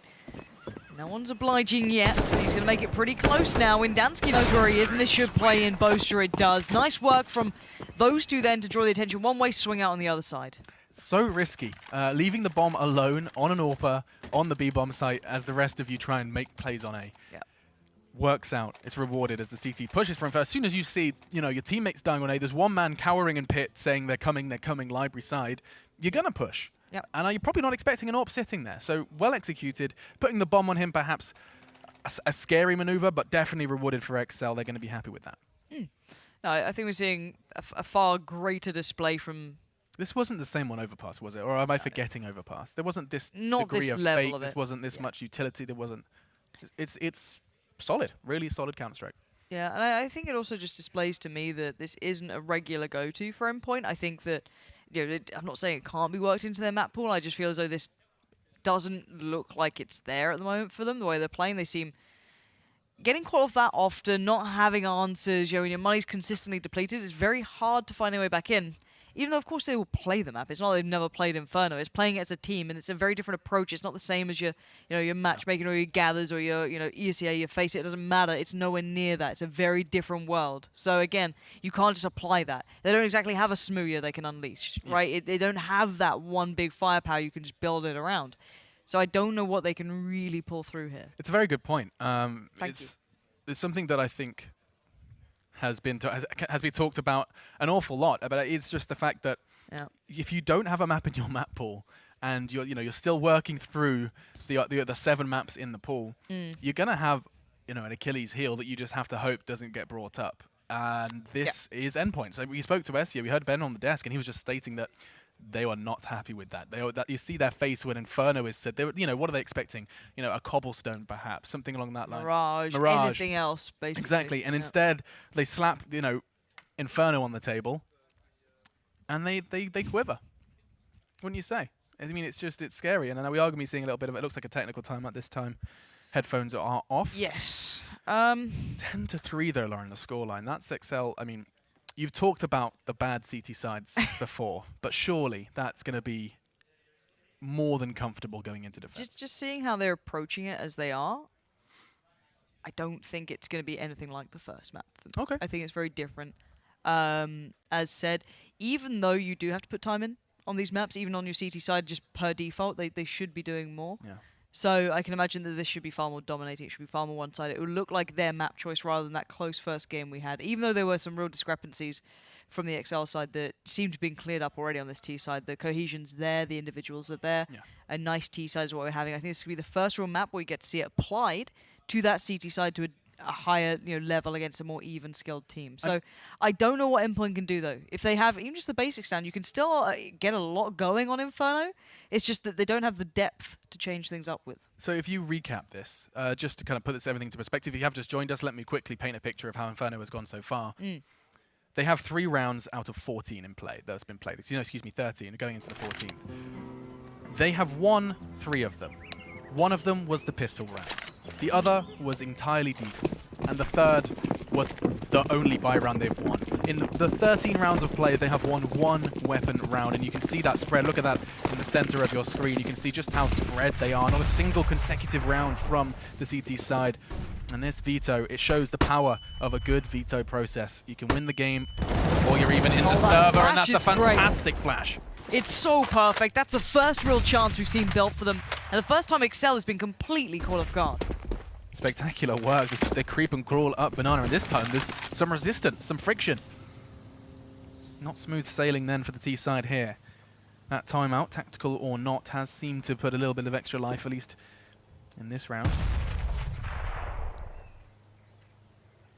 Not a single point of damage has been done in return. They take 3 for free. If you lose a 2v5, you will tilt off the face of the earth no matter what. Oh, I'm in the universe if I lose a 2v5.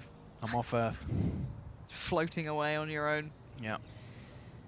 Screaming bloody murder. Boaster lining up a smoke, doesn't go for it in the end.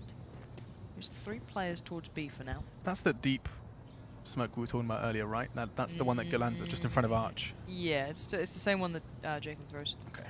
Laza slowly working up. If he gets a pick, they might go on this, but it might be a problem because Mighty Max is there too. He's made it on the angle, not spotted yet. Boaster's actually checking on this. Not deep enough. Mighty Max and Cryptic's there. Brilliant work between those two. That was solid. I mean, you don't get a better round as a CT side. Early picks, slows down the T side, don't move a muscle, and finish it off. Complete dunk, slam dunk at that, and 500 points of health collaboratively across the CT board. This is how it started, though. You can see Cryptics, Connor and Windansky, their screens were bright white, and he put out the light. Now, one more round on the first half here of our second map, the final of the series, best of twos here at Gfinity. exceL desperate to pick up the pace here, and they are not going to be greeted by a flashbang. Instead, it's the Flames, Lauren. The infamous Rush B and Do Not Stop. Cryptics are in a fantastic position. A whiff and a half from Mighty Max. Not looking so mighty now as Jacob and Connor take over the site. As Jeff just trying to play back in, but nothing to be found. Hectic for sure, but the nades, the mollies, everything the T-side has now been put to play aside from one singular molly. It's retake time. Good Molotov, but caught with his back turn.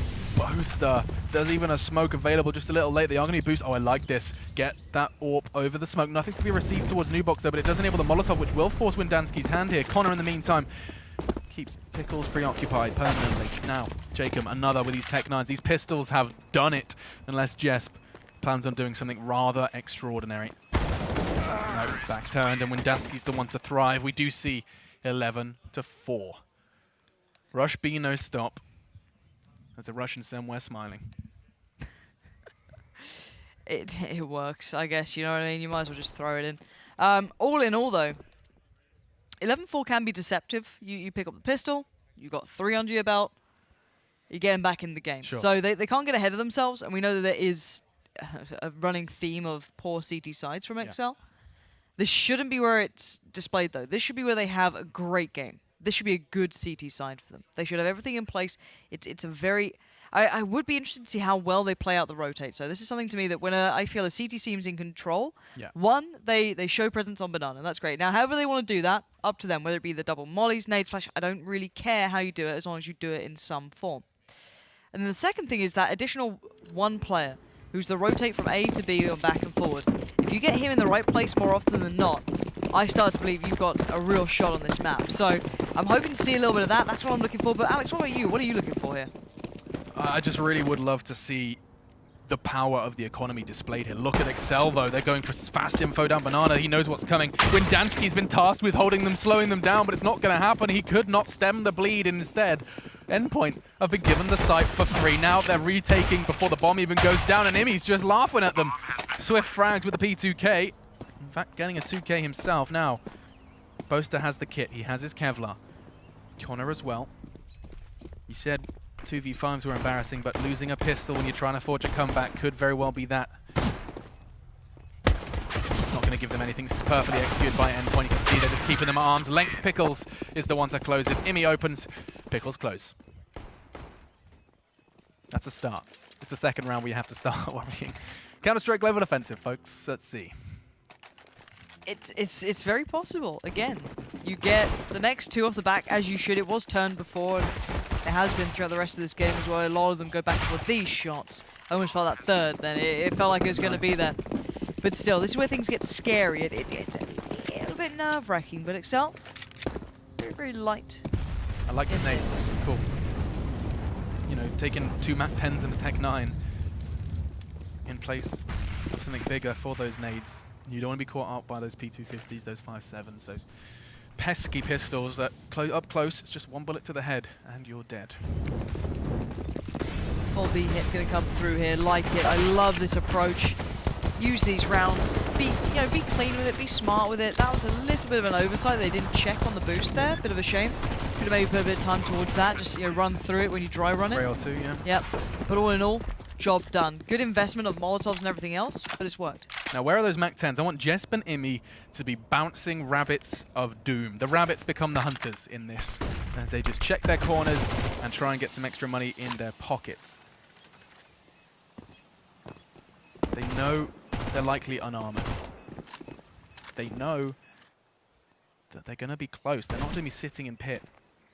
And this is where you want to send him. You can see, look, that 9 HP is just sprinting towards him. He's like, give me money.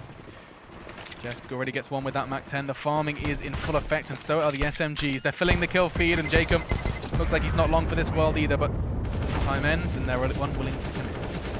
They'll stay alive, even with that HP so low. Unbelievable. And Nat's wing.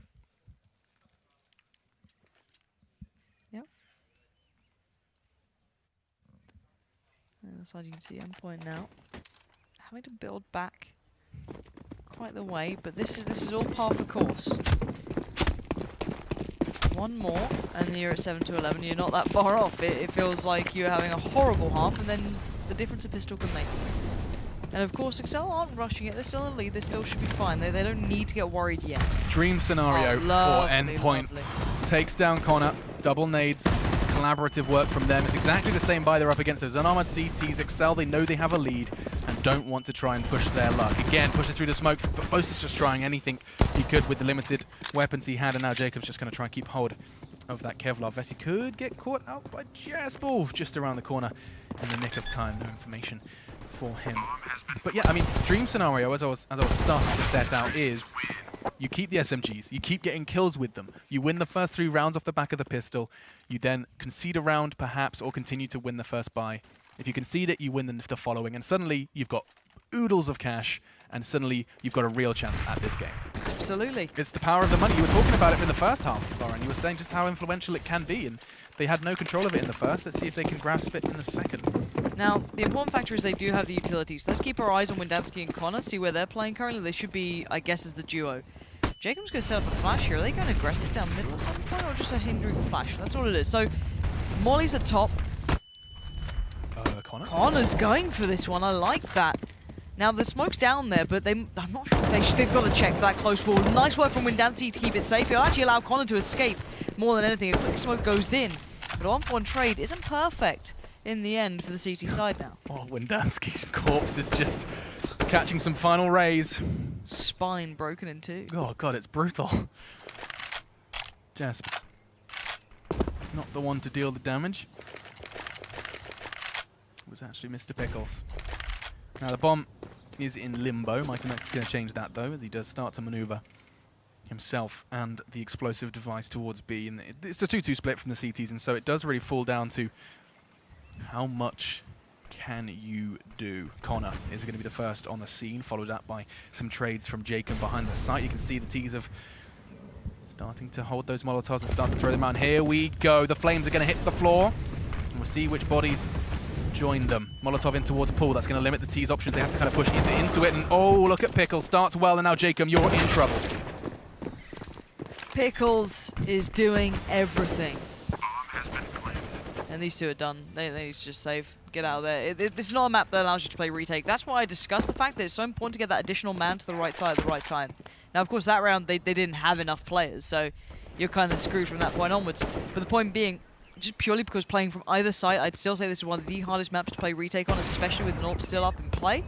You're pretty much screwed if you don't have that anyway. So if they do take the site, it's pretty much over. So you need to stop it before it starts. What do the terrorist side have against those fish in that pond? Like, they're just straight up trying to destroy a fountain full of fish. Yeah, I don't... This is so inconsiderate. like it. Like, those are like happy little fish. You can see they were panicking, they were swimming really They got fast. scared. Yeah, dude, there's like flames next to them. Wow. Oh, hopefully they're alright. Yeah, I think they're fine. They're actually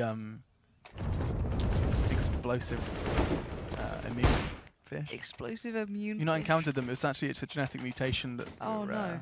exploiting in the armed forces. Oh, wow. Immune to Are explosive you fish. able to divulge us in? Sure, head over to Wikipedia, just pop in explosive immune fish, you'll find it What's first. their short name? Oh, EIF, or IF for sure. IF. And some aggression. What? Poster went for a walk, and he found the vast majority of Team Endpoint. Lovely impact, considering he was one of the players who had the gun. He was the guy who took the risk on the investment. And my word, did he almost make that really count. If he found Jesper, that would be perfect. But still, a great deal of impact. Huge amount of impact, because now CTs have the numbers. Numbers are really the name of the game. Sure, numbers on your dollar count as well, but also just having the players in the server, in the round, means so much for the defensive side. Crossfires, baiting, so much more can be done with the tools at hand. It doesn't matter necessarily what you're equipped with, and that's an AWP from Laze, takes Imi out of the game, and you're starting to panic. All that these T's have seen is an M4 and an AWP. You're thinking this is a full buy. You're trying to work out, crunch the numbers in your head, how necessarily this has worked. Laze unable to catch him on the cross, but from behind, Connor strikes in the end. He does catch him in the dome. Jesp trying to maintain Imi's weapon of choice, but he is going to be caught in a rather painful sandwich.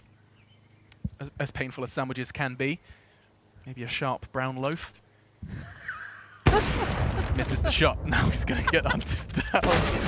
Rundensky's going to pick that one up. 12-8. So, Alex. Whole meal. You need to Some talk to me seeds about on it. this Some sharp brown loaf. the seeds on it, Lauren. It's So the seeds. It's from like one of those pretentious like Whole Food stores. The bit crusty. bit crusty. It's a painful sandwich. I heard all of that. Did you? Does this button not work? Hello, yeah. Well, I'm oh, absolutely joking. you Alex was holding down the cough button for you guys at home, and I was pretending I could hear all of it. The things so, I've done and said with that button pressed. how dare you! Don't scare me like that. Squeaky butt time. Like an attacking loaf of bread. Sharp edges galore. Sometimes though, when you get those rolls, they are overly hard and you bite into it, it does get a little... You understand me. Stabby bread and bush cobras. Welcome to Pansheen. It's mostly you though, Alex. You realise talking that about? this is why they've changed you to the host They role. put me to the host role because I Like, talk about. we're gonna script it, alright? We'll just give you a skeleton structure. Right, I'm just a robot that Beep, regurgitates words. If we were only just sponsored by the Score Esports app, Alex, that would be... Let's not go doing that because you'll get me going again. I know, it does get you reared up, doesn't it, suddenly? Here we go. Ooh, Endpoint have an idea and a plan, but I'm worried about how much Connor's going to be doing with that. You've got 4 players in one place right now for exceL. If they actually stay in the right place, they should be able to hold this unless they just whiff. Oh my god, they're all going to end up in pit. He doesn't hit the shot. That was such a necessity. A second chance, and he misses it again. Luzza, somebody needs to know CPR because he's choking. Cryptix is going to get naded out. Catches Luzza with that one, bounces off the corner, and good night, sweet prince. Now 2 remain for the T side. They got some real map control. They had an opportunity for the execute. But both times we've seen teams attempt to fillet execute, it has landed rather flat. Well, thus far, it's mostly because exceL had the additional players here. There's still threats on board, but nice work from Jacob. I almost felt that 180 was going to land, and you get that little feeling in your stomach, but no. Connor and Jacob lock it down in the end. exceL take another step in the right direction, but overall, let's kind of discuss what happened there. They had, the 3 players in the right place, and they had the 4th rotate already on that kind of speedway in spawn. So he was a quick player over there. So no matter what happened, even with the obscene misses Luzza was just kind of, throwing around the map, you still had that extra man there. It's something he's been quite proficient at as well. We saw him, very competent in overpass, holding the angles, that kind of stationary AWPer. They call them like the turrets. There's another word for it. The opposite of a combat AWPer. Passive AWPer, I guess you could affix that tag to it. Freeze. Freeze. Here we go. Holds the angle, and they walk on in. This time it's going to be Connor to finish the rest, of course. Majority unarmored. There's some Kevlar on Cryptix and Pickles, but that's not going to delay this round. CT's finishing this swiftly. Connor picks up 3, and you can see just how easy that one was. It's not easy to make those low buys work, but when they do, good God, is it scary. It looks like it's going to be a timeout now as they're going to catch their breath. Even exceL, despite being close to victory and splitting this series, it's nerve-wracking times for them. Oh, it feels like it's been on a knife's edge this game, Alex. It has been back and forward. A lot of these teams, the rounds haven't been necessarily clean. There's been individuals providing a lot of work for both teams. So Endpoint, sure, 8-14 doesn't look phenomenal, but they've had rounds, they've had moments, and this could be another interesting one. Luzza not landing it, gutting it. A very good chance there too. Okay, Loud steps up middle. Jacob's going to keep their eyes drawn towards him as Max is going to start. Well, Boaster, an instrumental part in their defense, and oh, that's the bomb. At the backs, Max stood, but bomb loose, and that is going to once again put a spanner in the works. Imi through the smoke, spectacular control. Look at the restraint. He's not going for a risky spray. He is here for rounds, and they need it. 14-8 the scoreboard, as this looks like it could very well be the ninth as they journey closer to double digits. Can we check on the money here? Because I'm almost certain they don't really want to go for this exceL. They do have money, so they got a good couple of players on a decent spread. Yeah, so they could make it costly because the other side are pretty broke, to be fair. Get any guns away or keep them locked into this area. So that might be where you see the player working through apps go towards. So I think that's Connor working his way through. That's not a bad shout at all. If he can keep them locked into this, they don't know that exactly, but they'll just work towards it. That's good stuff. They're going to be saving in pit. You could pull a dose here as well. Oh, do Connor. it, please. Connor, you're in the Connor, perfect come on, scenario. Connor. Wait, no, they're pushing. They know that's a possibility. Cryptix is on the hunt. There should be. Oh, wow, quick reactions from him. Very. Very swift from Cryptix. It's one of those kills that, you know, Connor has got it already in his head. He's already got that kill. He's thinking, where do I go from this kill? Yeah. Cryptix laughs at him. Really, really nice, quick reactions from him. And the hunt wasn't quite ideal. We didn't get to see that glorious nade. We should probably explain. Yeah, the Doja nade, I'll right? let you do. No, please go ahead, because you can explain the dynamic behind it. You're the host, Alex. Oh, absolutely. Break it down. If you were unfamiliar and didn't catch the previous major, Dosia, one of the players of the winning team Gambit, threw out a nade into that very corner you can see on our screen because our observer is a babe. And that's often where you'll find T's saving. Once you get that bomb, you know, planted, and you know that it is going to be a one round, but the CTs have gone to scavenge and hide and scurry away into their various hidey holes. You sit there and you don't have to leave. You don't have to take the risk of walking Alex. your opponent, but I'll talk about it later because it's aggression once again from the CTs. Boaster did it once, and now it's Connor to do it again. That is absolutely sophisticated dominance coming out from exceL. We saw the pressure before and it didn't go perfectly. We saw that same play, but the coordination wasn't quite there. This time, they've perfected it. Luzza even hits a shot as well, something new for us to look at in comparison to the last couple of rounds where he's been hitting anything other than the opponents, leaving just Imi, who's been great as well. A little bit of a name we didn't say all that often with High-Sung praise. He's been, you know, a little bit here and there, but he has been landing some blinders and keeping them in this game on quite a regular basis. So this guy can keep his head up, and he's still fighting for this. You kind of have to in this scenario. You're not getting out alive when you know that. None of Your us only are, option Alex. Is forwards. Existential crisis. It's lingering. We're back. Now, when Dansky's the only one on the site, and with that... Oh, the boost is absolutely zero chance you check this. See you later, alligator. The Irishman strikes. And we have 15. exceL looking to split this series. You can see Endpoint. It was all smiles on map 1, or at least in the first half. Here you can see exceL are starting to really find their pace. Demoralizing as well for Endpoint. And let's not forget their current record. You can see that it hasn't been, you know, all sunshine and rainbows. A split series versus Infused. The only kind of convincing win they've picked up was with Method just last week. This is a big one for both teams. exceL, a battle for survival. You've lost 2 flat out and 1 draw. You need at least, at very minimum, to get that other draw. And even then, your success is not certain. This is just the kind of cross your fingers, cross your toes. Let's win Inferno. Yeah, and you look outside of this. What was that? Oh, it's just somehow making it into a half rhyme. It wasn't great. Say it again for us, Alex. Cross your fingers, cross your toes. Let's go win Infernos. I just had to pluralize it. That's the only option I've got. I'd feel like you're the person who'd work at like those kids camps. You know what I mean? Like the summer holiday camps, and you'd be overly quirky and you'd call yourself bubbly. Oh, no. You know? I'm not quite. You'd wear a jazzy T-shirt. I would rock a jazzy t-shirt. Yeah, you true. would. But I don't know if I haven't got the body for cargo shorts. I feel like they're a necessity at summer camps. Yeah. Well, hot pants.